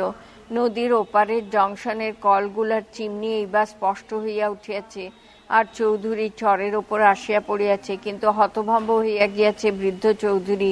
সব করিয়া সব হইল, শেষে চামড়া বেচিয়া রামেন্দ্র চাটুর্যে বড়লোক হইবে? ছি ছি, ব্রাহ্মণের ছেলে। 5 পৃষ্ঠা 127। গল্পে শোনা যায়, যমজ ভাইয়ের ক্ষেত্রে যমদূতেরা রামের বদলে শ্যামকে লইয়া যায়, শ্যামের বদলে আসিয়া ধরে রামকে। তাদের অনুকরণে হইল ক্ষেত্র বিস্তৃততর করিয়া লইয়া রাম অপরাধ করিলে মানুষ অতি বুদ্ধিবশত প্রায় শ্যামকে লইয়া টানাটানি করে। পুলিশও মানুষ, সুতরাং এক্ষেত্রেও তাহার ব্যতিক্রম হইল না। পরদিনই একটা পুলিশ তদন্ত হইয়া গেল। অনিরুদ্ধ আক্রোশের কারণ দেখাইয়া চিরুপালকে সন্দেহ করিল। পুলিশ আসিয়া মাঠ আগলদার সতীশ বাউড়ির বাড়ি খানা তল্লাশ করিয়া সব তছনছ করিয়া তাহাকে টানিয়া আনিল। ঘণ্টার পর ঘণ্টা লোকটাকে জেরায় নাজেহাল করিয়া অবশেষে ছাড়িয়া দিল। অবশ্য অনিরুদ্ধের সন্দেহ অনুযায়ী একবার চিরুপালের খামার বাড়িতেও ঘুরিয়া দেখিল, কিন্তু সেখানে 2 বিঘা জমির আধপাকা ধানের একগাছি খড়ও কোথাও মিলিল না। পুলিশ আসিয়া গ্রামের চণ্ডীমণ্ডপে বসিয়াছিল। গ্রামের মণ্ডল মাতব্বরেরাও আসিয়া চন্দ্রমণ্ডলের নক্ষত্র সভাসদের মতো চারিপাশে জমকাইয়া বসিয়া উত্তেজিতভাবে ফিসফিস করিয়া পরস্পরের মধ্যে কথা বলিতেছিল। চিরুপাল বসিয়াছিল পুলিশের অতি নিকটে এবং অত্যন্ত গম্ভীরভাবে। তাহার আকর্ণ বিস্তৃত মুখগহ্বরের পাশে চোয়ালের হাড় 2টা কঠিন ভঙ্গিতে উঁচু হইয়া উঠিয়াছিল। অনিরুদ্ধ সম্মুখে উবু হইয়া বসিয়া মাটির দিকে চাহিয়া কত কি ভাবিতেছিল। তদন্ত শেষে পুলিশ উঠিল, সঙ্গে সঙ্গে অনিরুদ্ধও উঠিল। পৃষ্ঠা 128। সে চাহিয়া না দেখিয়া স্পষ্ট অনুভব করিতেছিল যে সমস্ত গ্রামের লোক কঠিন প্রতিহিংসা তীক্ষ্ণ দৃষ্টিতে তাহার দিকে চাহিয়া আছে। প্রত্যক্ষ যন্ত্রণা সহ্য করা যায়, নিরুপায় হইয়া মানুষকে সহ্যও করিতে হয়, কিন্তু যন্ত্রণারও ভাবী ইঙ্গিত বা নিষ্ঠুর কল্পনা মানুষের পক্ষে অসহ্য। সে পুলিশেরই পিছন পিছন উঠিয়া আসিল। পুলিশ চলিয়া যাইতে চণ্ডীমণ্ডপে প্রচণ্ড কলরব উঠিল। সমবেত জনতা প্রত্যেকে আপন আপন মন্তব্য ঘোষণা আরম্ভ করিল। কেহ কাহারও কথা শোনে না দেখিয়া প্রত্যেকেই আপন আপন কণ্ঠস্বরকে যথাসম্ভব উচ্চগ্রামে লইয়া গেল। সদ্গোপ সম্প্রদায়ের কেহই অবশ্য শ্রীহরি ঘোষকে সুনজরে দেখে না, কিন্তু অনিরুদ্ধ কর্মকার যখন পুলিশে খবর দেয়া তাহার বাড়ি খানা তল্লাশ করাইল, বাড়িতে পুলিশ ঢুকাইয়া দিল, তখন অপমানটাকে তাহারা সম্প্রদায়গত করিয়া লইয়া বেশ উত্তেজিত হইয়া উঠিয়াছে। বিশেষ করিয়া সেদিন অনিরুদ্ধ সমাজকে উপেক্ষা করার উদ্ধত্তজনিত অপরাধীর ভিত্তির ওপর আজিকার ঘটনার ঘটিবার ফলে বিষয়টা গুরুত্ব রীতিমতো বড় হইয়া উঠিয়াছে। দেবনাথ ঘোষের গলাটা যেমন তীক্ষ্ণ তেমনি উচ্চ। এ গ্রামে সকল কলরবের ঊর্ধ্বে তাহার কণ্ঠস্বর শোনা যায়। সে 2 অর্থে। চাষির ঘরে দেবনাথ যেন ব্যতিক্রম। তীক্ষ্ণদী বুদ্ধিমান যুবক দেবনাথ। তাহার ছাত্র জীবনে সে কৃতী ছাত্র ছিল, কিন্তু আর্থিক অস্বাচ্ছল্য এবং সাংসারিক বিপর্যয় হেতু ম্যাট্রিক ক্লাস হইতে তাহার পড়া ছাড়িতে হইয়াছে। সে এখন এই গ্রামেরই পাঠশালার পণ্ডিত। গ্রাম্য জীবনের ব্যবস্থা শৃঙ্খলার বহু তথ্য সে ব্যগ্র কৌতূহলে অনুসন্ধান করিয়া জানিয়াছে। সে বলিতেছিল, কামার ছুতোর নাপিত কাজ করব না বললেই চলবে না, কাজ করতে তারা বাধ্য। শ্রীহরি কেবল তেমনি গম্ভীরভাবে দাঁতে দাঁতে চাপিয়া বসিয়াছিল। এতখানি যে হইবে সে তাহা ভাবিতে পারে নাই। ওদিকে শ্রীহরির খামার বাড়িতে শুকাইতে দেয়া ধান পায়ে পায়ে ওলট পালট করিয়া দিতে দিতে চিরুর মা অশ্লীল ভাষায় গালাগালি ও নিষ্ঠুরতম আক্রোশে নির্মম অভিসম্পাদ দিতেছিল অনিরুদ্ধকে। অন্যদিকে অনিরুদ্ধের বাড়িতে পদ্ম উৎকণ্ঠিত দৃষ্টিতে পথের দিকে চাহিয়া বাহির দরজাটিতে দাঁড়াইয়াছিল। থানা পুলিশকে তাহার বড় ভয়। চিরুর মায়ের অশ্লীল গালিগালাজ এবং নিষ্ঠুর অভিসম্পাদগুলি এখান হইতে স্পষ্ট শোনা যাইতেছিল। চিরুপালের বাড়ি এবং তাহাদের বাড়ির মধ্যে ব্যবধান মাত্র একটা পুকুরের এপার ওপার। শব্দ তেরছা ভাসিয়া আসে। পথটা 3 পার বেড় দিয়া খানিকটা ঘুরপথ। গালাগালি শুনিয়া পদ্মের মুখখানা থমথমে হইয়া উঠিয়াছিল। পদ্ম ঘুরন্ত মুখরা মেয়ে, গালিগালাজ অভিসম্পাদ সেও অনেক জানে। সে কাহারও স্পষ্ট নামোল্লেখ না করিয়া তাহাদের অবস্থার সহিত মিলাইয়া এমনভাবে অভিসম্পাদ দিতে পারে যে শব্দভেদী বাণের মতো উদ্দিষ্ট ব্যক্তিটির একেবারে বুকে গিয়া আমূল বিঁধিয়া যায়। কিন্তু আজ দারুণ উৎকণ্ঠায় কে যেন গলা চাপিয়া ধরিয়াছে। পৃষ্ঠা 129। এই সময় অনিরুদ্ধ আসিয়া বাড়ি ঢুকিল। অনিরুদ্ধকে দেখিয়া গভীর আশ্বাসে সে স্বস্তির একটা দীর্ঘ নিঃশ্বাস ফেলিল। পরমুহূর্তে চোখ মুখ দীপ্ত করিয়া বলিল, শুনছ তো, আমিও এইবার গাল দেবো কিন্তু। অনিরুদ্ধের অবস্থাটা তখন ঠিক শীতের বরফের মতো অনুতপ্ত, স্থির ও কঠিন। সে রুক্ষ কণ্ঠে বলিল, না, গাল দিতে হবে না, ঘরে চল। পদ্ম ঘরের দিকে হাসিতে হাসিতে বলিল, না, শুধু শুধু ঘরে যাব? কানের মাথা খেয়েছ? গালাগালগুলো শুনতে পাচ্ছ না? তবে যা, গাল দিকে, গলা ফাটিয়ে চিৎকার কর গিয়ে, মর গিয়ে। পদ্ম গজগজ করিতে করিতে গিয়া ভাড়ার ঘর হইতে তেল বাহির করিয়া আনিয়া বলিল, কি খোয়ারটা আমার করছে, শুনতে পাচ্ছ না তুমি?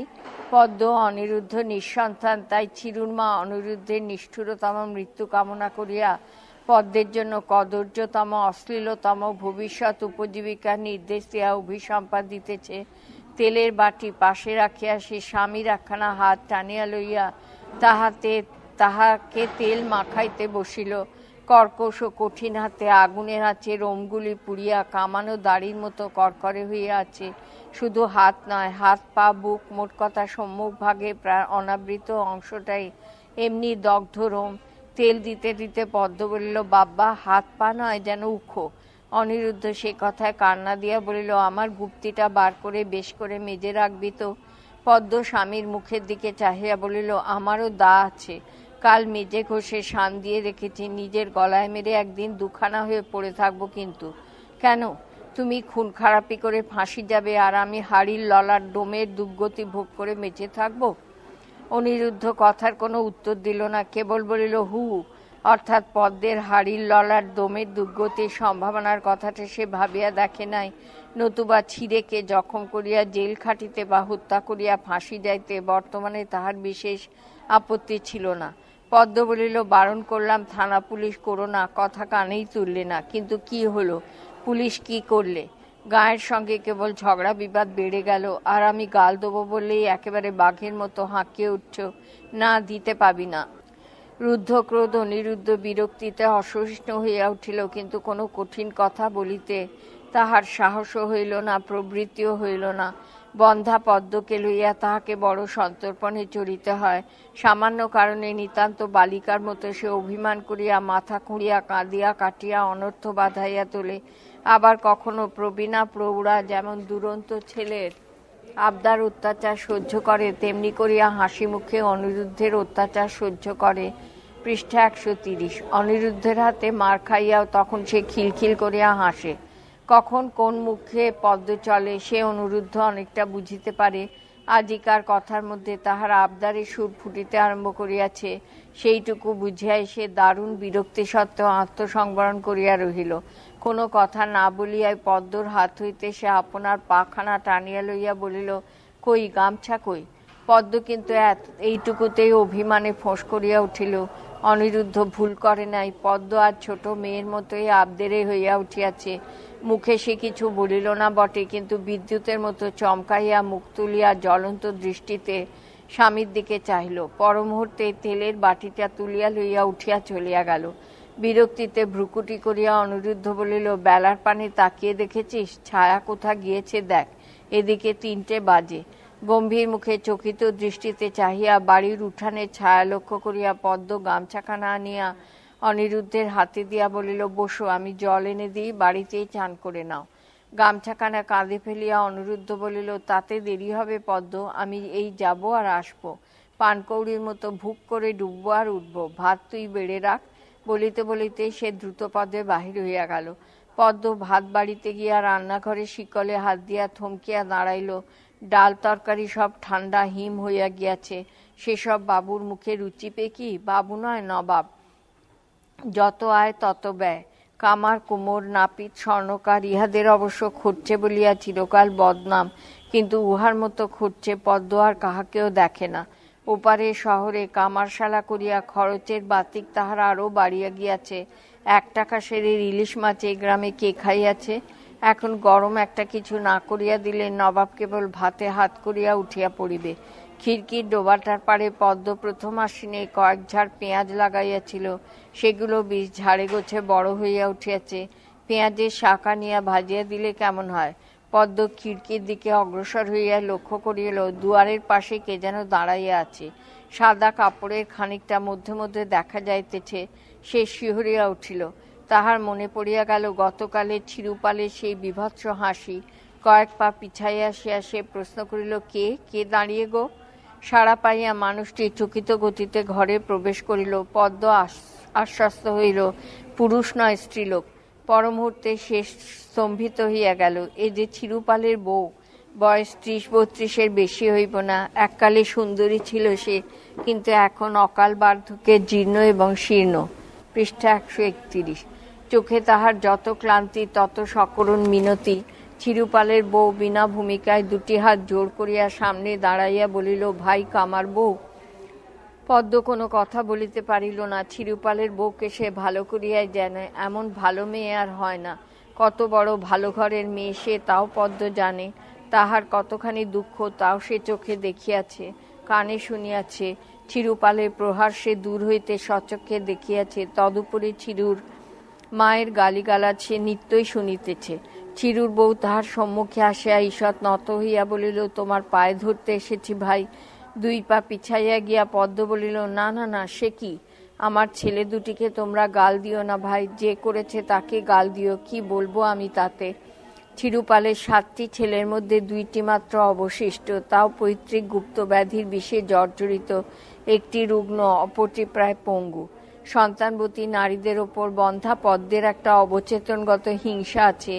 এই মুহূর্তে কিন্তু সে হিংসাও তাহার স্তব্ধ হইয়া গেল। সে আপনা আপনি কেবল একটি দীর্ঘ নিঃশ্বাস ফেলিল। চিরুপালের স্ত্রী বলিল, তোমাদের অনেক ক্ষতি করেছে, চাষির মেয়ে আমি জানি, তুমি ভাই এই টাকা কটা রাখো। বলিয়া সে স্তম্ভিত পদ্মের হাতে 2খানি 10 টাকার নোট গুঁজিয়া দিয়া আবার বলিল, লুকিয়ে এসেছি ভাই, জানতে পারলে আমার আর মাথা থাকবে না। বলিয়াই সে দ্রুতপদে ফিরিল। দরজার মুখে গিয়া আবার একবার ফিরিয়া দাঁড়াইয়া হাত দুটি জোর করিয়া বলিল, আমার ছেলে দুটির কোনো দোষ নাই ভাই, আমি হাত জোর করে যাচ্ছি। পরমুহূর্তে সে খিড়কির দরজার ওপাশে অদৃশ্য হইয়া গেল। পদ্ম যেন অসাড় নিষ্পন্দ হইয়া দাঁড়াইয়া রহিল। কিছুক্ষণ পরে তাহার এই স্তম্ভিত ভাব কাটিয়া গেলে অদূরবর্তী একটা কোলাহলের আঘাতে আবার একটা কোথায় গোলমাল বাঁধিয়া উঠিয়াছে। সকল কোলাহলের ঊর্ধ্বে একজনের গলা শোনা যাইতেছে। পদ্ম উৎকণ্ঠিত হইয়া উঠিল, অনিরুদ্ধ কি? না, সে নয়। তবে চিরুপাল?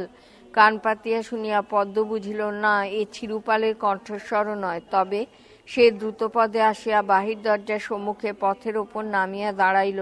এবার সে স্পষ্ট চিনিতে পারিল, এ কণ্ঠস্বর এই গ্রামের একমাত্র ব্রাহ্মণ বাসিন্দা হরেন্দ্র ঘোষালের। পদ্ম এবার নিশ্চিন্ত দুইই হইল। মুখে খানিকটা ব্যঙ্গহাস্য দেখা দিল। হরেন্দ্র ঘোষালের মাথায় বেশ খানিকটা ছিচ আছে, তাহাতে সন্দেহ নাই। 132। গ্রামের সকলকে টেক্কা দিয়া তাহার চলা যায়। চিরুপাল সাইকেল কিনিয়া সেই সাইকেল এবং কলের গান দুইই কিনিয়া ফেলিল। টাকার জোগাড় করিল জমি বন্ধক দিয়া। চিরুপাল নাকি রহস্য করিয়া একবার রটনা করিয়াছিল সে এবার ঘোড়া কিনিবে। হরেন্দ্র মান রক্ষার জন্য চিন্তিত হইয়া মায়ের সঙ্গে পরামর্শ করিয়াছিল, চিরুপাল ঘোড়া কিনিলে সে একটা হাতি কিনিবে। আজ আবার বামুনের কি রোগ মাথায় চাপিয়েছে কে জানে। পথে কোনো একটা ছোট ছেলেও নাই যে জিজ্ঞাসা করে। ঠিক এই সময় পদ্ম দেখিল অনিরুদ্ধ আসিতেছে। কাছে আসিয়া পদ্মের মুখের দিকে চাহিয়া সে হো হো করিয়া হাসিয়া উঠিল। পদ্ম বলিল, মরণ, হাসছ কেন? অনিরুদ্ধ হাসিয়া প্রায় গড়াইয়া পড়িল। যা গেল ব্যাপারটা বলে তবে তো মানুষে হাসে। যা গেল ব্যাপারটা বলে তবে তো মানুষে হাসে। এত চেঁচামেচি কিসে? হলো কি? হরু ঠাকুর এমন চেঁচাচ্ছে কেন? ঠাকুরকে ভারী জব্দ করেছে। আধখানা কামিয়ে দিয়ে আবার হাসিতে সে ভাঙিয়া পড়িল। বহু কষ্টে হাস্য সংবরণ করিয়া অনিরুদ্ধ বলিল, তারা নাপিত মহা ধূর্ত। কাপড় ছাড়িয়া খাইতে বসিয়া এতক্ষণে অনিরুদ্ধ কোনো মতে কথাটা শেষ করিল। সেটা এই, তারা নাপিত তাহাদের দেখা দেখি বলিয়াছে, ধান লইয়া গোটা বৎসর সমস্ত গ্রামের লোকের খৌরির কাজ সে করিতে পারিবে না। যাহাদের জমি নাই, হাল নাই, তাহাদের ধান পাওয়া যায় না। যাহাদের আছে তাহারাও সকলে দেয় না। সুতরাং ধান লইয়া খৌরির কারবার ছাড়িয়া সে নগদ কারবার শুরু করিয়াছে। হরু ঠাকুর কামাইতে গিয়াছিল, তারা নাপিত পয়সা চাহিয়াছিল। খানিকটা বকাইয়া অবশেষে পয়সা দিব বলিয়াই হরু ঠাকুর কামাইতে বসে। অনিরুদ্ধ বলিল, তারা নাপিত একে নাপিত ধূর্ত, তাই তারা আধখানা কামিয়ে বলে, কই পয়সা দাও ঠাকুর। হরু বলে, কাল দেবো। তারাও অমনি খুর ভার গুটিয়ে ঘরে ঢুকে বলে দিয়েছে, তাহলে আজ থাক, কাল বাকিটা কামিয়ে দেবো। এই চেঁচামেচি, গালাগালি, হিন্দি, ফার্সি, ইংরেজি, গাঁয়ের লোকেরা সব আবার জটলা পাকাচ্ছে। অনিরুদ্ধ আবার প্রবল কৌতুকে হাসিয়া উঠিল এবং সে হাসির তোড়ে তাহার মুখের ভাত ছিটকাইয়া উঠানময় হইয়া গেল। পদ্মের খানিকটা সূচিবাতিক আছে, তাহারা হাহা করিয়া উঠিবার কথা, কারণ সব উচ্ছিষ্ট হইয়া যাইতেছে, কিন্তু আজ সে কিছুই বলিল না। অনিরুদ্ধর এত হাসিতেও সে এতক্ষণের মধ্যে একবার হাসে নাই। কথায় অনিরুদ্ধের অকস্মাৎ মনে হইল, সে গভীর বিস্ময়ে পদ্মর মুখের দিকে চাহিয়া প্রশ্ন করিল, তোর আজ কি হলো বল দেখি। 133। দীর্ঘ নিঃশ্বাস ফেলিয়া পদ্ম বলিল, চিরুপালের বউ লুকিয়ে এসেছিল। কে? বিস্ময়ে অনিরুদ্ধ সচকিত হইয়া উঠিল। চিরুপালের বউ গো। তারপর ধীরে ধীরে সমস্ত কথাগুলি বলিয়া পদ্ম কাপড়ে খুঁটে বাঁধা নোট দুইখানি দেখাইল। অনিরুদ্ধ নীরব হইয়া রহিল। পদ্ম আবার দীর্ঘ নিঃশ্বাস ফেলিয়া বলিল, আহা, মায়ের প্রাণ। অনিরুদ্ধ আরো কিছুক্ষণ স্তব্ধ হইয়া থাকিয়া অকস্মাৎ গা ঝাড়া দিয়া উঠিয়া পড়িল, যেন ঝাঁকি দিয়াই নিজেকে টানিয়া তুলিল। বলিল, বাবা, রাজ্যের কাজ বাকি পড়ে গিয়েছে, এইবার খেয়ে দিয়ে 1.5 ক্রোশ পথ ছুটতে হবে। পদ্ম কোনো কথা বলিল না। অনিরুদ্ধ হাত মুখ ধুইয়া মশলা মুখে দিয়ে একটা বিড়ি ধরাইল এবং এক মুখ হাসিয়া বলিল, একখানা নোট আমাকে দে দেখি। পদ্ম ভ্রুকুঞ্চিত করিয়া অনিরুদ্ধের মুখের দিকে চাইল। অনিরুদ্ধ আরো খানিকটা হাসিয়া বলিল, লোহার ইস্পাত কিনতে হবে 5 টাকায়। ছিঁড়ে শালাকে টাকা দিতে খদ্দেরের 5 টাকা ভেঙেছি। আর পদ্ম কোনো কথা না বলিয়া একখানা নোট অনিরুদ্ধের সম্মুখে ফেলিয়া দিল। অনিরুদ্ধ কুড়াইয়া লইয়া হাসিয়া বলিল, আমি নিজে একটি মাইরি বলছি, 1 টাকার 1 পয়সা বেশি পয়সা খরচ করব না। কতদিন খাই নাই তুই বল, অর্থাৎ মদ। তবু পদ্ম কোনো কথা বলিল না। অকস্মাৎ যেন অনিরুদ্ধের ওপর তাহার মন বিরূপ হইয়া উঠিয়াছে। পরবর্তী অংশ 6, পৃষ্ঠা 133।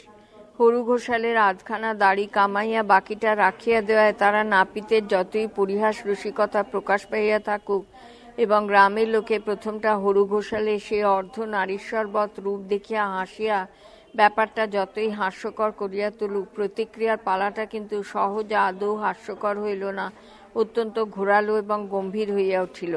হরিশ মণ্ডল প্রবীণ মাতব্বর ব্যক্তি, লোকটির সূক্ষ্ম বোধশক্তিও আছে। সেই প্রথম বলিল, হাসিস না তোরা, হাসির ব্যাপার এটা নয়। গায়ের অবস্থাটা কি হলো একবার ভেবে দেখেছিস? সকলেই হাসির বেগে প্রবলতা খানিকটা সংবরণ করিয়া হরিশের মুখের দিকে চাহিল। হরিশ গম্ভীরভাবে বলিল, ঘোর অরাজক। পৃষ্ঠা 134। ভবেশ পাল চিরুর কাকা, স্থূল ব্যক্তি, তবুও বুদ্ধিমত্তার ভান তাহার আছে। সেও গম্ভীর হইয়া বলিল, তা বটে। দেবনাথ হাসি তামাশায় যোগ দেবার মতো লোক নয়। সে ব্যাপারটা অনুমান করিয়া লইয়া বলিল, এ আপনারা আটকাবেন কি করে? গায়ের জোটান আছে আপনাদের? ওই কামার ছুতরের পঞ্চায়েতি আসরে চিরু দারিক চৌধুরীর অপমান করলে চৌধুরী উঠে চলে গেল। জগন ডাক্তার তো এলোই না, উল্টে অনিরুদ্ধকে উস্কে দিলে। ভবেশ একটা দীর্ঘ নিঃশ্বাস ফেলিয়া বলিল, হরিনাম সত্য হে, কলি শেষে একবর্ণ হইবে যবন। এ কি আর মিথ্যা কথা বাবা? এমনি করে ধর্মকর্ম জাত জরম সব যাবে।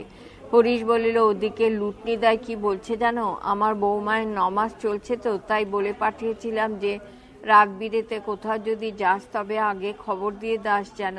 তা বলেছে আমাকে কিন্তু নগদ বিদায় করতে হবে। গভীর চিন্তায় বিভোর হইয়া ভবেশ বলিল, হরিশ বলিল, রাজা বিনে রাজ্যনাশ যে বলে কথাটা মিথ্যে নয়। আমাদের জমিদার যে হয়েছে সে থেকেও না থাকা। দেবনাথ সঙ্গে সঙ্গে বলিল, জমিদারের কথা বাদ দেন। জমিদার আমাদের খারাপ কিসের? এ কাজ তো জমিদারের নয়, আপনাদের। আপনারা কই শক্ত হয়ে বসে ডাকুন দেখি মজলিস। ঘাড় হেঁট করে সবাইকে আসতে হবে। আসবে না? চালাকি নাকি? বিপদ আপদ কি নাই তাদের? লোহাতে মুড় বাঁধিয়ে ঘর করে সব। চৌধুরীকে ডাকুন, জগন ডাক্তারকে ডাকুন, ডেকে আগে ঘর বুঝুন। তারপর কামার, ছুতোর, বাইন, দাই, ধোপা, নাপিত এদের ডাকুন, আর ন্যায্য বিচার করুন। তাদের পাওনাটা কড়ায় গণ্ডায় পাবার ব্যবস্থা করতে হবে। হরিশ মাতব্বরদের মুখের দিকে চাহিয়া বলিল, এ দেবনাথ কিন্তু বলেছেন ভালো। কি বলেন গো সব? ভবেশ বলিল, উত্তম কথা। নটবর বলিল, হ্যাঁ তাই করুন তাহলে। দেবনাথের উৎসাহের সীমা ছিল না। সে বলিল, আজই বসুন সব সন্ধ্যের সময়।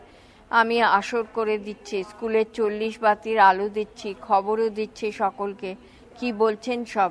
হরিশ আবার সকলের দিকে চাহিয়া জিজ্ঞাসা করিল, কি গো? তা বেশ, খানিক্ষণ তামাকার আগুনের জোগাড় রেখো বাপু। বহুকাল পর চণ্ডী মণ্ডপের আটচালাটা আবার আলোকোজ্জ্বল হইয়া গ্রাম মজলিস জমিয়া উঠিল। 30 বৎসর পূর্বে ওই আটচালা ও চণ্ডী মণ্ডপ এমনিভাবে নিত্য সন্ধ্যায় জমজমাট হইয়া উঠিত। গ্রাম্য বিচার হইত, সংকীর্তন হইত, পাশা দাবাও চলিত। গ্রামখানির সলা পরামর্শের কেন্দ্রস্থল ছিল এই চণ্ডী মণ্ডপ ও আটচালা। পৃষ্ঠা 135। গ্রামে কাহারও কোনো কুটুম্ব সজ্জন আসিলে এই চণ্ডী মণ্ডপেই বসানো হইত। ক্রিয়াকর্ম, অন্নপ্রাশন, বিবাহ, শ্রাদ্ধ সবই এইখানে অনুষ্ঠিত হইত। কাল গতিকে ধুলার অবলেপনে অবলুপ্ত প্রায় বহু বসুধারার চিহ্ন এখনও শিব মন্দিরের দেওয়ালে এবং চণ্ডী মণ্ডপের থামের গায়ে অঙ্কিত দেখা যায়। তখন গ্রামে ব্যক্তিগত বৈঠকখানা বা বাহিরের ঘর কাহারও ছিল না। জগন ডাক্তারের পূর্বপুরুষ জগনের পিতামহে কবিরাজ হইয়া বাহিরের ঘর বা বৈঠকখানার পত্তন করিয়াছিল। প্রথমে সে অবশ্যই চণ্ডী মণ্ডপে বসিয়াই রোগী দেখিত, তারপর অবস্থার পরিবর্তনের জন্য বটে এবং জমিদারের গোমস্তার সঙ্গে কি কয়েকটা কথান্তরের জন্যও বটে কবিরাজ ঔষধালয় ও বৈঠকখানা তৈয়ারি করিয়া ঔষধালয় খুলিল এবং যেখানে পান ও তামাকের সাচ্ছিল্যের মজলিস জমাইয়া চণ্ডী মণ্ডপের মজলিসে ভাঙন ধরাইয়া দিল। তারপর ক্রমে ক্রমে অনেকের বাড়িতেই একটু করিয়া বাহিরের ঘরের পত্তন হইয়াছে। সেইগুলিকে কেন্দ্র করিয়াই সমগ্র গ্রাম জুড়িয়া এখন অনেকগুলি ছোট ছোট মজলিস বসে। কেহ কেহ বা একাই একটি আলো জ্বালিয়া সম্মুখের অন্ধকারের দিকে চাহিয়া চুপ করিয়া বসিয়া থাকে। তবে এখনো জগন ডাক্তারের ওখানেই মজলিসটি বড় হয়।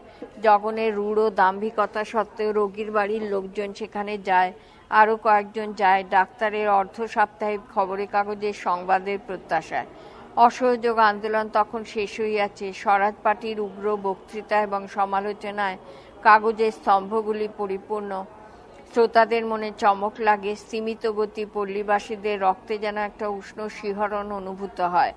আজ চণ্ডী মণ্ডপের মজলিসে দেবনাথী সকলকে সম্ভাষণ জানাইতেছিল সেই উদ্যোক্তা। মজলিস আরম্ভ হইবার পূর্ব হইতে আসর সে বেশ জমাইয়া তুলিয়াছে। চণ্ডী মণ্ডপের বাহিরের দেবস্থলের আঙিনায় পুরনো বকুল গাছটি গ্রামের ষষ্ঠীতলা একটি বাসুদেব মূর্তি সেখানে গাছের শিকড়ের বন্ধনে একেবারে আঁটিয়া বসিয়া আছে। সেইটি ষষ্ঠী দেবী বলিয়া পূজিত হয়। সেখানে একটা মোটা শুকনো ডাল জ্বালিয়া আগুন করা হইয়াছে। আগুনের চারিপাশে গ্রামের জনকতক হরিজন আসিয়া বসিয়া গিয়াছে। ভদ্র সজ্জনেরা প্রায় সকলেই আসিয়াছে। কেবল দ্বারকা চৌধুরী, জগন ডাক্তার, চিরুপাল এবং আরও দু একজন এখনো আসে নাই।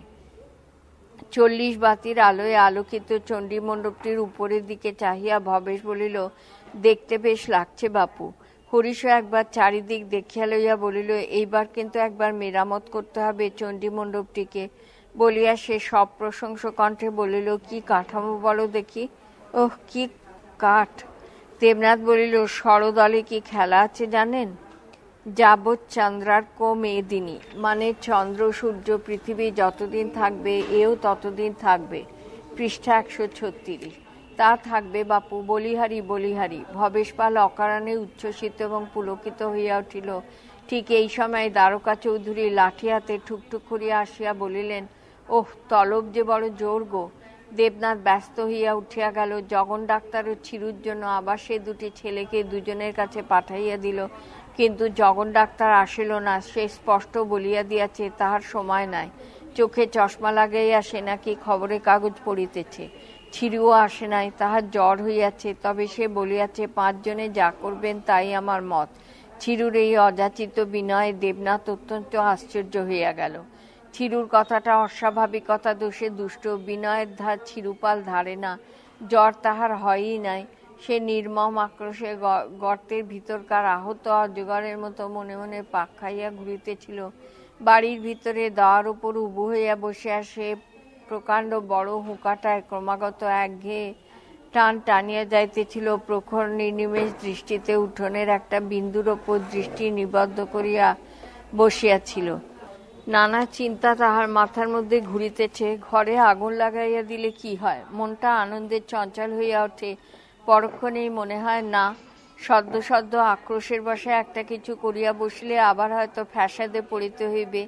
আজই 50 টাকা জমাদার বন্ধুকে দিতে হইয়াছে। তাই লইয়া তাহার মা এখনো গজগজ করিয়া তাহাকে গালি পাড়িতেছে। মর তুই মর রে, এমন রাগ তোর? একটু সবুর নাই? হাঁদা গাড়ল গোয়ার কোথাকার। 50 টাকা আমার খলখল করে বেরিয়ে গেল। আমার বুকে বাঁশ চাপিয়ে দে তুই, আমার হাড় জুড়োক। শ্রীহরি সেদিকে কানই দিতেছে না। অন্য সময় হইলে এতক্ষণে সে বুড়ির চুলের মুঠো ধরিয়া উঠানে আছাড় মারিয়া ফেলিয়া নির্মম প্রহার আরম্ভ করিত, কিন্তু আজ সে নিষ্ঠুর প্রতিহিংসার চিন্তা একেবারে মগ্ন হইয়া গিয়াছে। অনিরুদ্ধ ওপার হইতে রাত্রি 9টা-10টার সময় ফিরে।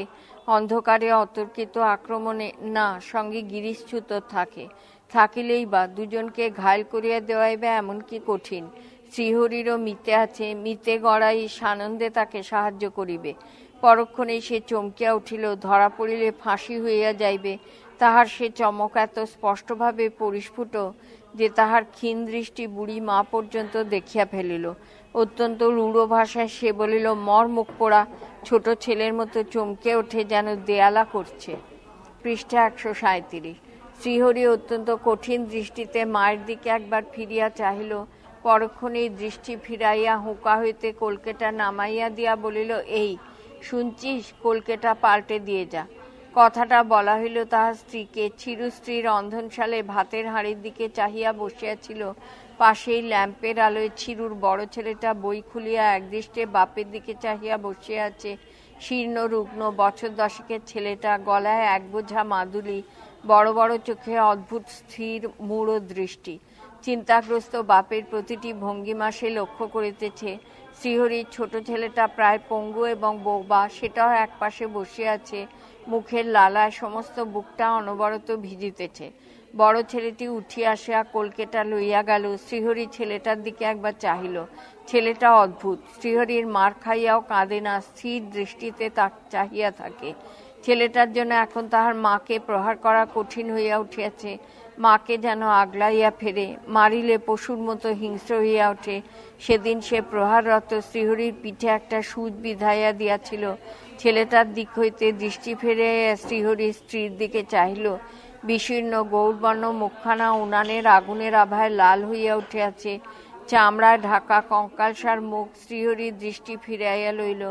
হ্যাঁ, আরেক উপায় আছে। অনিরুদ্ধের অনুপস্থিতিতে পাঁচিল ডিঙাইয়া পদ্ম কামারনিকে বাঘের মতো মুখে করিয়া শ্রীহরির বুকখানা ধক ধক করিয়া লাফাইতে লাগিল। দীর্ঘাঙ্গী সবল দেহী কামারনি সেই দাখানা কিন্তু বড় শানিত। চোখের দৃষ্টি তাহার শীতল এবং ক্রূর। সেদিন দাখানার রৌদ্র প্রতিফলিত ছটায় চিরুর চোখ ধাঁধিয়া গিয়াছিল। বায়েনদের দুর্গা, কামারনির চেয়ে দেখিতে অনেক শ্রী। যৌবন তাহার উচ্ছ্বসিত, দেহবর্ণে সে গৌরী, রঙ্গরসে লালালাস্যে সে অপরূপা। কিন্তু সে বহুভোগ্যা, সেই কারণে তাহার আকর্ষণ শ্রীহরিকে আর তেমন বিচলিত করে না। দুর্গার দাদা পাতু আবার তাহার নামে জমিদারের কাছে নালিশ করিয়াছে। স্পর্ধা দেখো বায়নে। শ্রীহরির মুখে তাচ্ছিল্যের ব্যঙ্গহাস্য ফুটিয়া উঠিল। জমিদারের ছেলে, সোনার নিমফলের গোঠ তাহার কাছে বন্ধক আছে। অকস্মাৎ শ্রীহরি উঠিয়া দাঁড়াইল। শ্রীহরি স্ত্রী কলকেতে নতুন তামাক সাজিয়া আনিয়া নামাইয়া দিল, কিন্তু তামাক শ্রীহরিকে আর আকর্ষণ করিল না। দেওয়ালে পোঁতা পেরেকে ঝোলানো জামাটা হইতে বিড়ি দেশলাই বাহির করিয়া লইয়া সে চলিয়া গেল। অন্ধকার গলি পথে পথে ঘুরিয়া সে হরিজন পল্লী প্রান্তে আসিয়া উপস্থিত হইল।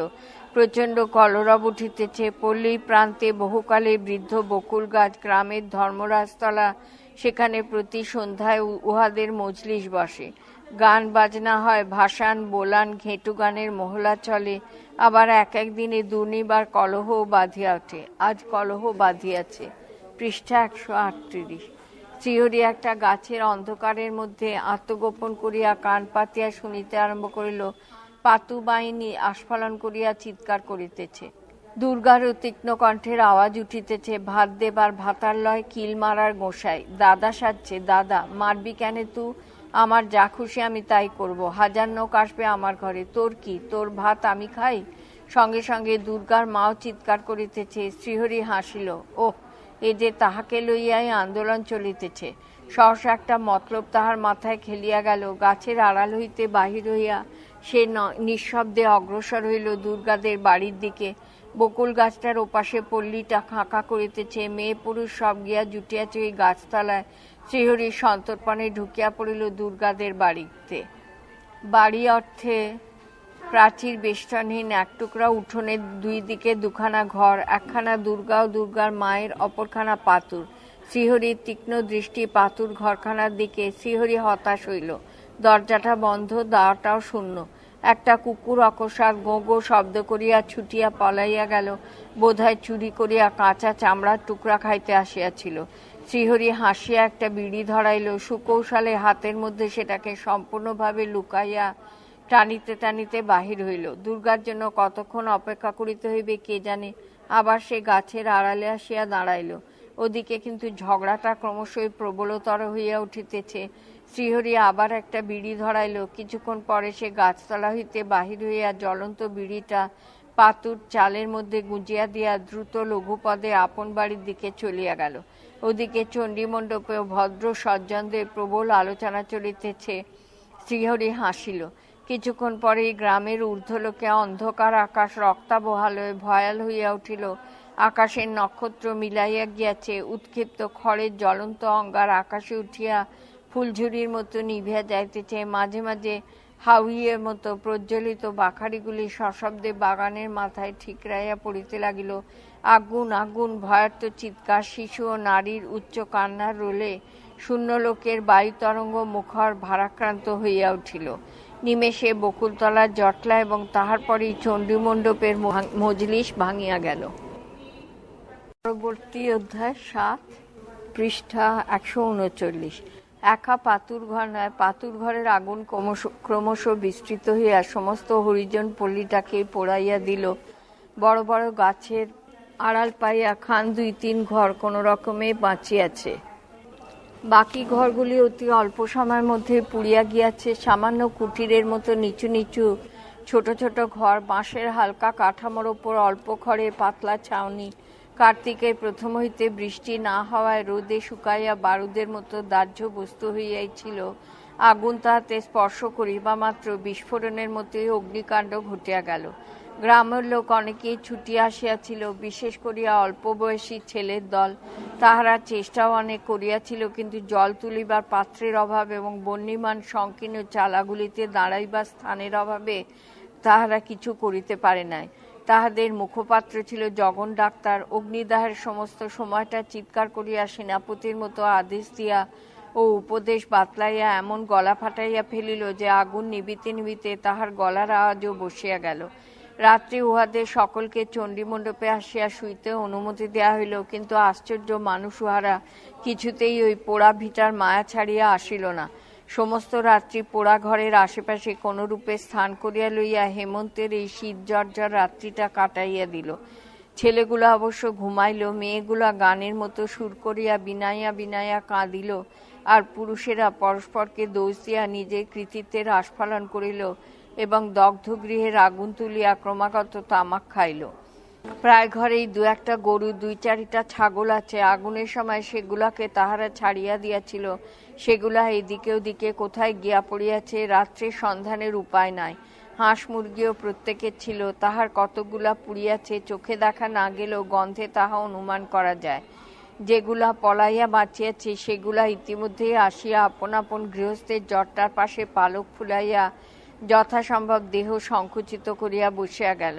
অন্য সম্পদের মধ্যে কতগুলা মাটির হাঁড়ি, দুই চারিটা পিতল কাঁসার বালন, ছেঁড়া কাপড়ে তৈয়ারি জীর্ণ মলিন দুর্গন্ধযুক্ত কয়েকখানা কাঁথা ও বালিশ, মাদুর চাটাই, মাছ ধরিবার পলুই, দু চারখানা কাপড়, তাহার কত পুড়িয়াছে বা পোড়া চালের ছাইয়ের মধ্যে চাপা পড়িয়াছে। যে যাহা বাহির করিয়াছে সেগুলি আপনার পরিবার বেষ্টনীর মাঝখানে যেন সকলে মিলিয়া বুক দিয়া ঘিরিয়া রাখিয়াছে। শেষ রাত্রের হিমেল তীক্ষ্ণতায় কুণ্ডলী পাকাইয়া সকলে কিছুক্ষণের জন্য কাতর ক্লান্তির নীরবতার মধ্যে কখন নিদ্রাচ্ছন্ন হইয়া পড়িয়াছিল। 140। সকাল হইতেই জাগিয়া উঠিয়া মেয়েরা আর এক দফা কাঁদিয়া শোকোচ্ছ্বাস প্রকাশ করিতে বসিল।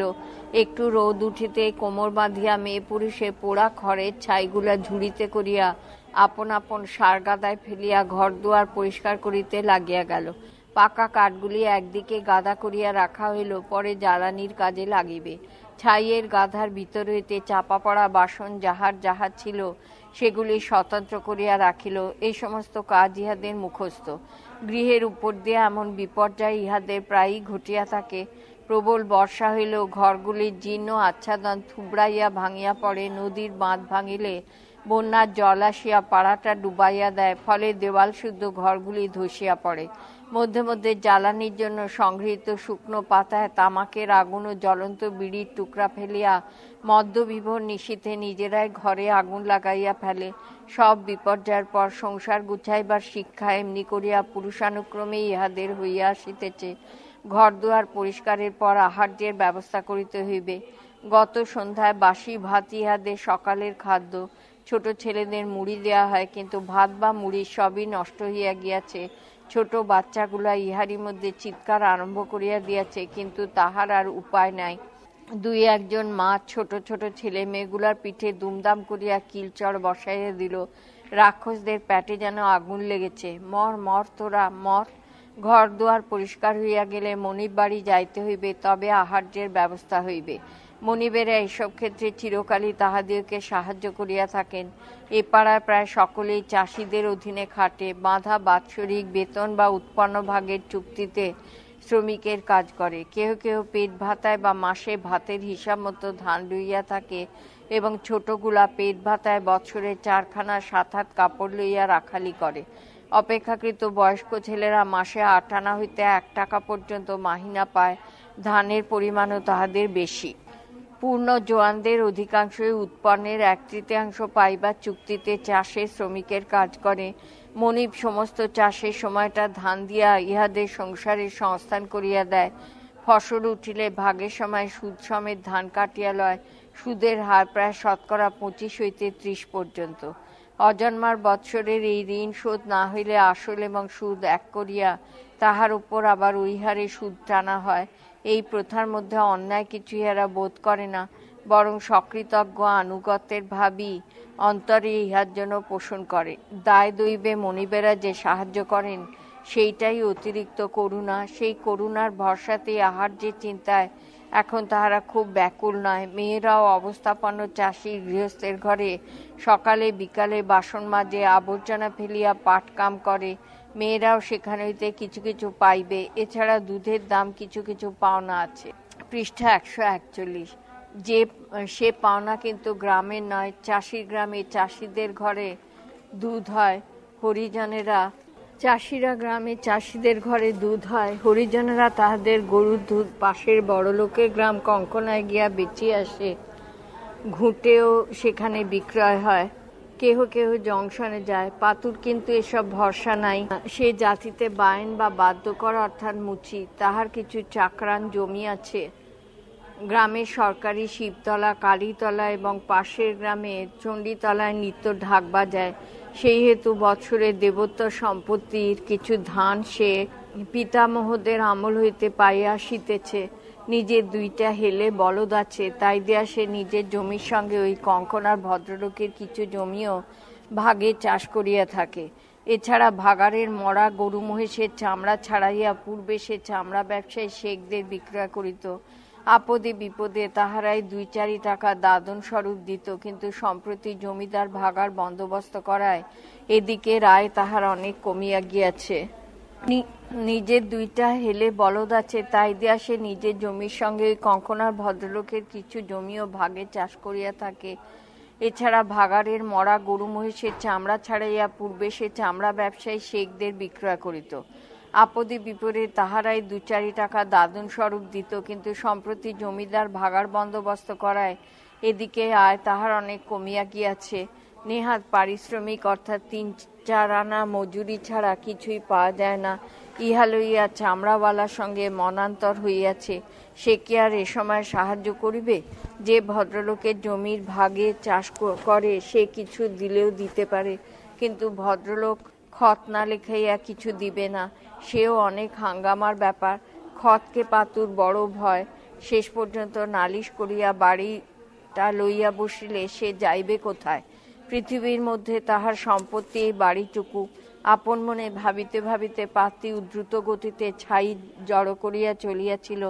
চিরুপালের কাছে সেদিন মার খাইয়া তাহার মনে যে উত্তেজনা জাগিয়া উঠিয়াছিল, সেই উত্তেজনা দিন দিন বাড়িয়াই চলিয়াছে। সেই উত্তেজনা বসে সেদিন অমরকুণ্ডার মাঠে দ্বারকা চৌধুরীর কাছে চিরুপাল সম্পর্কে আপনার সহোদরা দুর্গার যে কলঙ্কের কথা প্রকাশ করিয়া নালিশ করিয়াছিল, তাই লইয়াই গত সন্ধ্যায় স্বজাতির মধ্যে তাহার যথেষ্ট লাঞ্ছনা হইয়াছে। স্বজাতিরা কথাটা লইয়া ঘোঁট পাকাইয়া তাহাকে প্রশ্ন করিয়াছিল, তুমি তো আপন মুখেই এই কেলেঙ্কারির কথা চৌধুরী মশাইয়ের কাছে বলেছ, জমিদারের কাছারিতে বলেছ কি না? হ্যাঁ বলেছি। তবে তুমি পতিত হবে না কেন তা বলো। কথাটা পাতুর ইহার পূর্বে ঠিক খেয়াল হয় না। সে চমকিয়া উঠিয়াছিল। কিছুক্ষণ চুপ করিয়া থাকিয়া সে হনহন করিয়া বাড়ি চলিয়া গিয়া দুর্গা চুলের মুঠি ধরিয়া হিড়হিড় করিয়া টানিয়া তাহাকে মজলিসের সম্মুখে হাজির করিয়াছিল। ধাক্কা দিয়া দুর্গাকে মাটির উপরে ফেলিয়া দিয়া বলিয়াছিল, সে কথাই হারামজাদি ছেনালকে শুধাও। ভিনু ভাতে বাপ পড়শি, আমি ওর সঙ্গে পেথকান্ন। দুর্গার পেছনে পেছনে তাহার মা চিৎকার করিতে করিতে আসিয়াছিল। সকলের পিছনে পাতুর বিড়ালির মতো বইটাও গুনগুন করিয়া কাঁদিতে কাঁদিতে আসিয়াছিল। 142 পাতা। তারপর সে এক চরম অশ্লীল বাকবিতণ্ডা শৈরিনী দুর্গা উচ্চকণ্ঠে পাড়ার প্রত্যেকটি মেয়ের কুকীর্তির গুপ্ত ইতিহাস প্রকাশ করিয়া পাতুর মুখের ওপর সদম্ভে ঘোষণা করিয়া বলিয়াছিল, ঘর আমার, আমি নিজের রোজগারে করেছি, আমার খুশি যার ওপর হবে সেই আমার বাড়ি আসবে। তোর কি তাতে? তোর কি? তুই আমাকে খেতে দিস না দিবি? আপন পরিবারকে সামলাস তু। পাতু আরো ঘাকতক লাগাইয়া দিয়াছিল। পাতুর বউটি ঘোমটার ভিতর হইতে তীক্ষ্ণ কণ্ঠে ননদকে গাল দিতে শুরু করিয়াছিল। মজলিসের উত্তাপের মধ্যে উত্তেজিত কলরব হাতাহাতি সীমানায় বোধ করে গিয়া পৌঁছিয়াছিল। ঠিক এই সময়ে আগুন জ্বলিয়া ওঠে। এই 2 দিনের উত্তেজনা, তাহার উপরে এই অগ্নিদাহের ফলে গৃহহীনতার অপরিমেয় দুঃখ তাহাকে রুদ্ধমুখ আগ্নেয়গিরির মতো করিয়া তুলিয়াছিল। সে নীরবেই কাজ করিয়া চলিতেছিল। এমন সময় তাহার বউয়ের ছিঁচকান্না তাহার কানে গেল। সে এতক্ষণে ছাগল গরুগুলিকে অদূরবর্তী খেজুর গাছগুলার গোড়ায় খোঁটা পুঁতিয়া দিল। তারপর হাঁসগুলিকে নিকটবর্তী পুকুরের জলে নামাইয়া দিয়া স্বামীর কাজে সাহায্য করিতে আসিল। সঙ্গে সঙ্গে সেই গুনগুনানির কান্নার রেশও টানিয়া চলিল। পাতু হিংস্র জানোয়ারের মতো দাঁত বাহির করিয়া গর্জন করিয়া উঠিল, এই দেখ, মিহি গলায় আর ঢং করে কাঁদিস না বলছি, মেরে হাড় ভেঙে দেবো। হ্যাঁ। ঘর পুড়িয়া যাওয়ার দুঃখে এবং সমস্ত রাত্রি কষ্টভোগের ফলে পাতুর বউয়ের মেজাজ খুব ভালো ছিল না। সে বন্য বিড়ালির মতো হিংস্র ভঙ্গিতে ফ্যাঁস করিয়া উঠিল, কেনে আমার হাড় ভেঙে দিবি শুনি? বলে দরবারে হেরে মাককে মারে ধরে, সেই বৃত্তান্ত। নিজের ছেনাল বোনকে কিছু বলবার ক্ষমতা নাই। পাতুর আর সহ্য হইল না। সে বাঘের মতো লাফ দিয়া বউকে মাটিতে ফেলিয়া তাহার বুকে বসিয়া গলা টিপিয়া ধরিল। তাহার সমস্ত কাণ্ডজ্ঞান তখন লোপ পাইয়া গিয়াছে। পাতুর ঘরের সম্মুখে একই উঠানের ওপাশে দুর্গা ও তাহার মায়ের ঘর। তাহারাও ঘরের ছাই পরিষ্কার করিতেছিল। বউয়ের কথা শুনিয়া দুর্গা দংশনোদ্যত সাপিনীর মতোই ঘুরিয়া দাঁড়াইয়াছিল। পাতুর নির্যাতন ব্যবস্থা দেখিয়া বিজ্ঞভাবে ভাইকেই বলিল, হ্যাঁ, বউকে এইটুকুন শাসন কর, মাথায় তুলিস না। সেই মুহূর্তে জগন ডাক্তারের ধরা গলা শোনা গেল। সে হাঁ করিয়া বলিল, ছাড় ছাড় হারামজাদা বাইন, মরে যাবে যে। কথা বলিতে বলিতে ডাক্তার আসিয়া পাতুর চুলের মুঠি ধরিয়া আকর্ষণ করিল। পাতু বউকে ছাড়িয়া দিয়া হাঁপাইতে হাঁপাইতে বলিল, দেখেন দেখি হারামজাদির আসপদ্দা, ঘরে আগুন টাগুন লাগিয়ে 143, জল আন জল জলদি। হারামজাদা গোয়ার বলিয়া জগন হাঁটু গাড়িয়া বসিয়া পড়িল। বউটা অচেতন হইয়া অসারের মতো পড়িয়া আছে। ডাক্তার ব্যস্ত হইয়া নাড়ি ধরিল। পাতু এবার শঙ্কিত হইয়া ঝুঁকিয়া বউয়ের মুখের দিকে চাহিয়া অকস্মাৎ এক মুহূর্তে হাউ হা করিয়া কাঁদিয়া উঠিল, ওগো, আমি বউকে মেরে ফেললাম গো। পাতুর মা সঙ্গে সঙ্গে চিৎকার করিয়া উঠিল, ওরে বাবা, কি করলি রে? ডাক্তার ব্যস্ত হইয়া বলিল, ওরে জল, শিগগির জল আন। দুর্গা ছুটিয়া জল লইয়া আসিল। সে বউয়ের মাথাটা কোলে তুলিয়া লইয়া বসিয়া বুকে হাত বুলাইতে আরম্ভ করিল। ডাক্তার ছপাছপ জলের ছিটা দিয়া বলিল, কই, মুখে মুখ দিয়ে ফুঁ দে দেখি দুর্গা। কিন্তু ফুঁ আর দিতে হইল না। বউ আপনি একটা দীর্ঘ নিঃশ্বাস ফেলিয়া চোখ মেলিয়া চাহিল। কিছুক্ষণ পরে সে উঠিয়া বসিয়া কাঁদিতে আরম্ভ করিল, আমাকে আর কারুর মেনতা করতে হবে না রে, সংসারে আমার কেউ লাই রে। গলা তাহার ধরিয়া গিয়াছে, আওয়াজ বাহির হয় না, তবু সে প্রাণপণে চিৎকার আরম্ভ করিল। জগন ডাক্তার কতগুলি ঘর পড়িয়াছে গণনা করিয়া নোটবুকে লিখিয়া লইল। কতগুলি মানুষ বিপন্ন তাহাও লিখিয়া লইল। খবরের কাগজে পাঠাইতে হইবে। ম্যাজিস্ট্রেট সাহেবের কাছে একটা আবেদন খসড়া সে ইতিপূর্বেই করিয়া ফেলিয়াছে। স্থানীয় 4-5খানা গ্রামের অধিবাসীদের নিকট হইতে ভিক্ষা করিয়া খড়, বাঁশ, চাল, পুরানো কাপড়, অর্থ সংগ্রহের জন্য একটা সাহায্য সমিতি গঠনের কল্পনা মনে মনে ছকিয়া ফেলিয়াছে। এ পাড়ার সকলকে ডাকিয়া ডাক্তার বলিল, সব আপন আপন মনিবের কাছে যা, গিয়ে বল 2টো করে বাঁশ, 10 গন্ডা করে খড়, 5-7 দিনের মতো খোরাকি আমাদের দিতে হবে। আর যা লাগবে চেয়ে চিনতে আমি জোগাড় করছি। ম্যাজিস্ট্রেট সাহেবের কাছে একটা দরখাস্ত দিতে হবে, আমি লিখে রাখছি, ও বেলায় গিয়ে সব টিপসই দিয়ে আসবি। সকলে চুপ করিয়া রহিল। ম্যাজিস্ট্রেটের নামে তাহারা ভড়কাইয়া গিয়াছে। সাহেব সুবাকে ইহারা দণ্ডমুণ্ডের কর্তা বলিয়াই জানে। কনস্টেবল দারোগার উপরওয়ালা হিসাবে ম্যাজিস্ট্রেটের নামে তাহাদের আতঙ্ক বহুগুণ বাড়িয়া যায়। তাহার কাছে দরখাস্ত পাঠাইয়া আবার কোন ফ্যাসাদ বাঁধিবে কে জানে। জগন বলিল, বুঝলি আমার কথা, চুপ করে রইলি যে সব। এবার সতীশ বাউড়ি বলিল, আজ্ঞে সাহেবের কাছে। হ্যাঁ, সাহেবের কাছে। শেষে আবার কি না কি ফ্যাসাদ হবে মশায়। পৃষ্ঠা 144। ফ্যাসাদ কিসের রে? জেলার কর্তা, প্রজার সুখ দুঃখের ভার তার ওপর, দুঃখের কথা জানালেই তাকে সাহায্য করতে হবে। আগে উ মশাই। উ আবার কি? আগে কনস্টেবল, দারোগা, থানা, পুলিশ, টানা হ্যাচড়া কৈফিয়ত, সে মশায় হাজার হাঙ্গামা। ডাক্তার এবার ভীষণ চটিয়া গেল। তাহার কথায় প্রতিবাদ করিলে সে চটিয়ায় যায়। তাহার উপরে এই লোকহিতৈষণা উপলক্ষ করিয়া ম্যাজিস্ট্রেটের সহিত পরিচিত হওয়ার একটা প্রবল বাসনা তাহার ছিল। স্থানীয় ইউনিয়ন বোর্ডের সভ্য শ্রেণীভুক্ত হইবার আকাঙ্ক্ষা তাহার অনেক দিনের। কেবলমাত্র মান মর্যাদা লাভের জন্যই নয়, দেশের কাজ করিবার আকাঙ্ক্ষাও তাহার আছে। কিন্তু কঙ্কনার বাবুরাই ইউনিয়ন বোর্ডের সমস্ত সভ্য পদগুলি দখল করিয়া রইয়াছে। ইউনিয়নের সমস্ত গ্রামগুলি কঙ্কনার বিভিন্ন বাবুদের জমিদারি। গতবার জগন ঘোষ বোর্ডের ইলেকশনে নামিয়া মাত্র 3টি ভোট পাইয়াছিল। সরকার তরফ হইতে মনোনীত সভ্য পদগুলিও কঙ্কনার বাবুদের একচেটিয়া। সাহেব সুবরা উহাদেরকেই চেনে। কঙ্কনাতেই তাহারা আসে যায়। সভা মনোনয়নের সময় এই দরখাস্তগুলি মঞ্জুর হইয়া যায়। এই কারণে এমন একটি পরহিতব্রতের ছুতা লইয়া ম্যাজিস্ট্রেট সাহেবের সহিত দেখা করিবার সংকল্পটি ডাক্তারের বহু আকাঙ্ক্ষিত এবং পরম কাম্য। সেই সংকল্প পূরণের পথে বাধা পাইয়া ডাক্তার ভীষণ চটিয়া উঠিল। বলিল, তবে মর্গে তোরা, পচে মর্গে, হারামজাদা মুখ্যুর দল সব। কি হলো কি ডাক্তার? বলিয়া ঠিক এই মুহূর্তটিতে বৃদ্ধ দ্বারকা চৌধুরী পিছনের গাছপালার আড়াল অতিক্রম করিয়া সম্মুখে আসিয়া উপস্থিত হইল। চৌধুরী ইহাদের এই আকস্মিক বিপদে সহানুভূতি প্রকাশ করিতে আসিয়াছেন। এ তাঁহাদের পূর্বপুরুষের প্রবর্তিত কর্তব্য। সে কর্তব্য আজও তিনি যথাসাধ্য পালন করেন।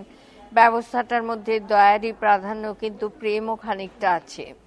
ডাক্তার চৌধুরীকে দেখিয়া বলিল, দেখুন না ব্যাটাদের মুখখুমি। বলছি ম্যাজিস্ট্রেট সাহেবের কাছে একটা দরখাস্ত কর। তা বলছে কি জানেন? বলছে থানা, পুলিশ, দারোগা, সাহেব শুভ বেজায় হাঙ্গামা। চৌধুরী বলিল, তা মিছে বলে নাই, এর জন্যে আর সাহেব শুভ কেন ভাই? গায়ের 5 জনের কাছ থেকে তো ওদের কাজ হয়ে যাবে। ধরো আমি ওদের প্রত্যেককে 2 গন্ডা করে খড় দেবো, 5টা বাঁশ দেবো, এমনি করে। ডাক্তার আর শুনিল না, হনহন করিয়া সে চলিতে আরম্ভ করিল। যাইবার সময় সে বলিয়া গেল, যাস বেটারা এরপর আমার কাছে। আরও কিছু দূর আসিয়া আবার দাঁড়াইয়া চিৎকার করিয়া বলিল, কাল রাত্রে কে কোথায় ছিল রে? কাল রাত্রে চৌধুরীর কথায় সে বেজায় চটিয়া গিয়াছে। 145। চৌধুরী একটু চিন্তা করিয়া বলিল, তার দরখাস্ত করতেই বা দোষ কি বাবা সতীশ? ডাক্তার যখন বলছে, আর সাহেবের যদি দয়া হয়, সে তো তোমাদেরই মঙ্গল, তাই বরং তোমরা যেও ডাক্তারের কাছে। সতীশ বলিল, হাঙ্গামা কিছু হবে না তো চৌধুরী মশাই? আমাদের সেই ভয়টাই বেশি নাচছে কিনা। ভয় কি? হাঙ্গামা কিছু হবে বলে তো মনে নেয় না বাবা। না না, হাঙ্গামা কিছু হবে না। অপরাহ্নে সকলের দল বাঁধিয়া ডাক্তারের কাছে হাজির হইল। আসিল না কেবল পাতু। ও বেলার ক্রুদ্ধ ডাক্তার এ বেলায় তাহাদের আসিতে দেখিয়া খুশি হইয়া উঠিয়াছিল। বেশ করিয়া সকলকে দেখিয়া লইয়া বলিল, পাতু কই? পাতু? সতীশ বলিল, পাতু আজ্ঞে আসবে না, সে মশাই গাঁয়েই থাকবে না বলছে। গাঁয়েই থাকবে না? কেন এত রাগ কেন রে? সে মশাই সেই জানে, সে আপনার উপারে জংশনে গিয়ে থাকবে। বলে যেখানে খাটবে সেখানেই ভাত। দেবোত্তরের জমি ভোগ করে যে, জমি ছেড়ে দেবে মশাই। বলে ওতে পেটই ভরে না, তা কি হবে? সব বড়নোকের কথা ছেড়ে দেন। পাতুবায়ন আমাদের বড়নোক উকিল ব্যারিস্টারের সামিল। আহা তাই হোক, সে বড়নোকই হোক, তোমার মুখে ফুলচন্দন পড়ুক। দলের পিছনে ছিল দুর্গা, সে ফোঁস করিয়া উঠিল। তারপর বলিল, সে যদি উঠেই যায় গাঁ থেকে, তাতে নোকের কি শুনি? উকিল ব্যারিস্টার 7-17 বলা কেন শুনি? সে যদি চলেই যায়, তাতে তো ভালো হবে তোদেরই, ভিক্ষের ভাগ তোদের মোটা হবে। জগন ডাক্তার ধমক দেয়া উঠিল, থাম থাম দুর্গা। কেনে থামবে? কেনে? কিসের লেগে এত কথা কিসের? বলিয়াই সে মুখ ফিরাইয়া আপনার পাড়ার দিকে পথ ধরিল। এই এই দুর্গা, টিপসই দিয়ে যা। না, তাহলে কিন্তু সরকারি টাকার কিছুই পাবি না তুই। এবার ঘুরিয়া দাঁড়াইয়া মুখ মুচকাইয়া দুর্গা বলিল, আমি টিপসই দিতে আসি নাই গো, তোমার তালগাছ বিক্রি আছে শুনে এসেছিলাম কিনতে। গতর থাকতে ভিক মাগবো কেনে? গলায় দড়ি। সে আবার মুহূর্ত ঘুরিয়া আপনার মনেই পথ চলিতে আরম্ভ করিল। পৃষ্ঠা 146।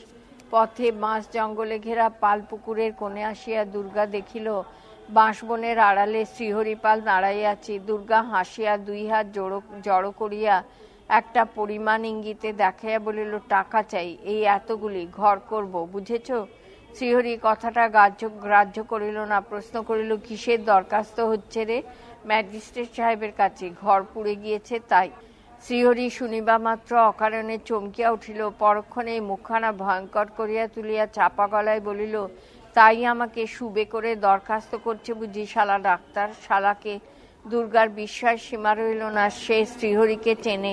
চিরুপাল ছোট খোকার মতো দেয়ালা করিয়া অকারণে চমকিয়া ওঠে না। স্থির তীক্ষ্ণ দৃষ্টিতে চিরুর মুখের দিকে চাহিয়া থাকিতে থাকিতে অপরাধীকে চিনিয়া ফেলিল এবং বলিল, হ্যাঁ গো, তুমিই যে দিয়েছ আগুন। শ্রীহরি হাসিয়া বলিল, কে বলল দিয়েছি? তুই দেখেছিস? সে আর কথাটা দুর্গার কাছে গোপন করিতে চাহিল না। দুর্গা বলিল, ঠাকুর ঘরে কে রে? না, আমি তো কলা খাই নাই। সেই বৃত্তান্ত। হ্যাঁ দেখেছি বই কি আমি। চুপ কর, এতগুলো টাকাই দেবো আমি। দুর্গা আর উত্তর করিল না। ঠোঁট বাঁকাইয়া বিচিত্র দৃষ্টিতে শ্রীহরির দিকে মুহূর্তের জন্য চাহিয়া দেখিয়া আপন পথে চলিয়া গেল। দন্তহীন মুখে হাসিয়া চিরু তাহার গমন পথের দিকে চাহিয়া রহিল।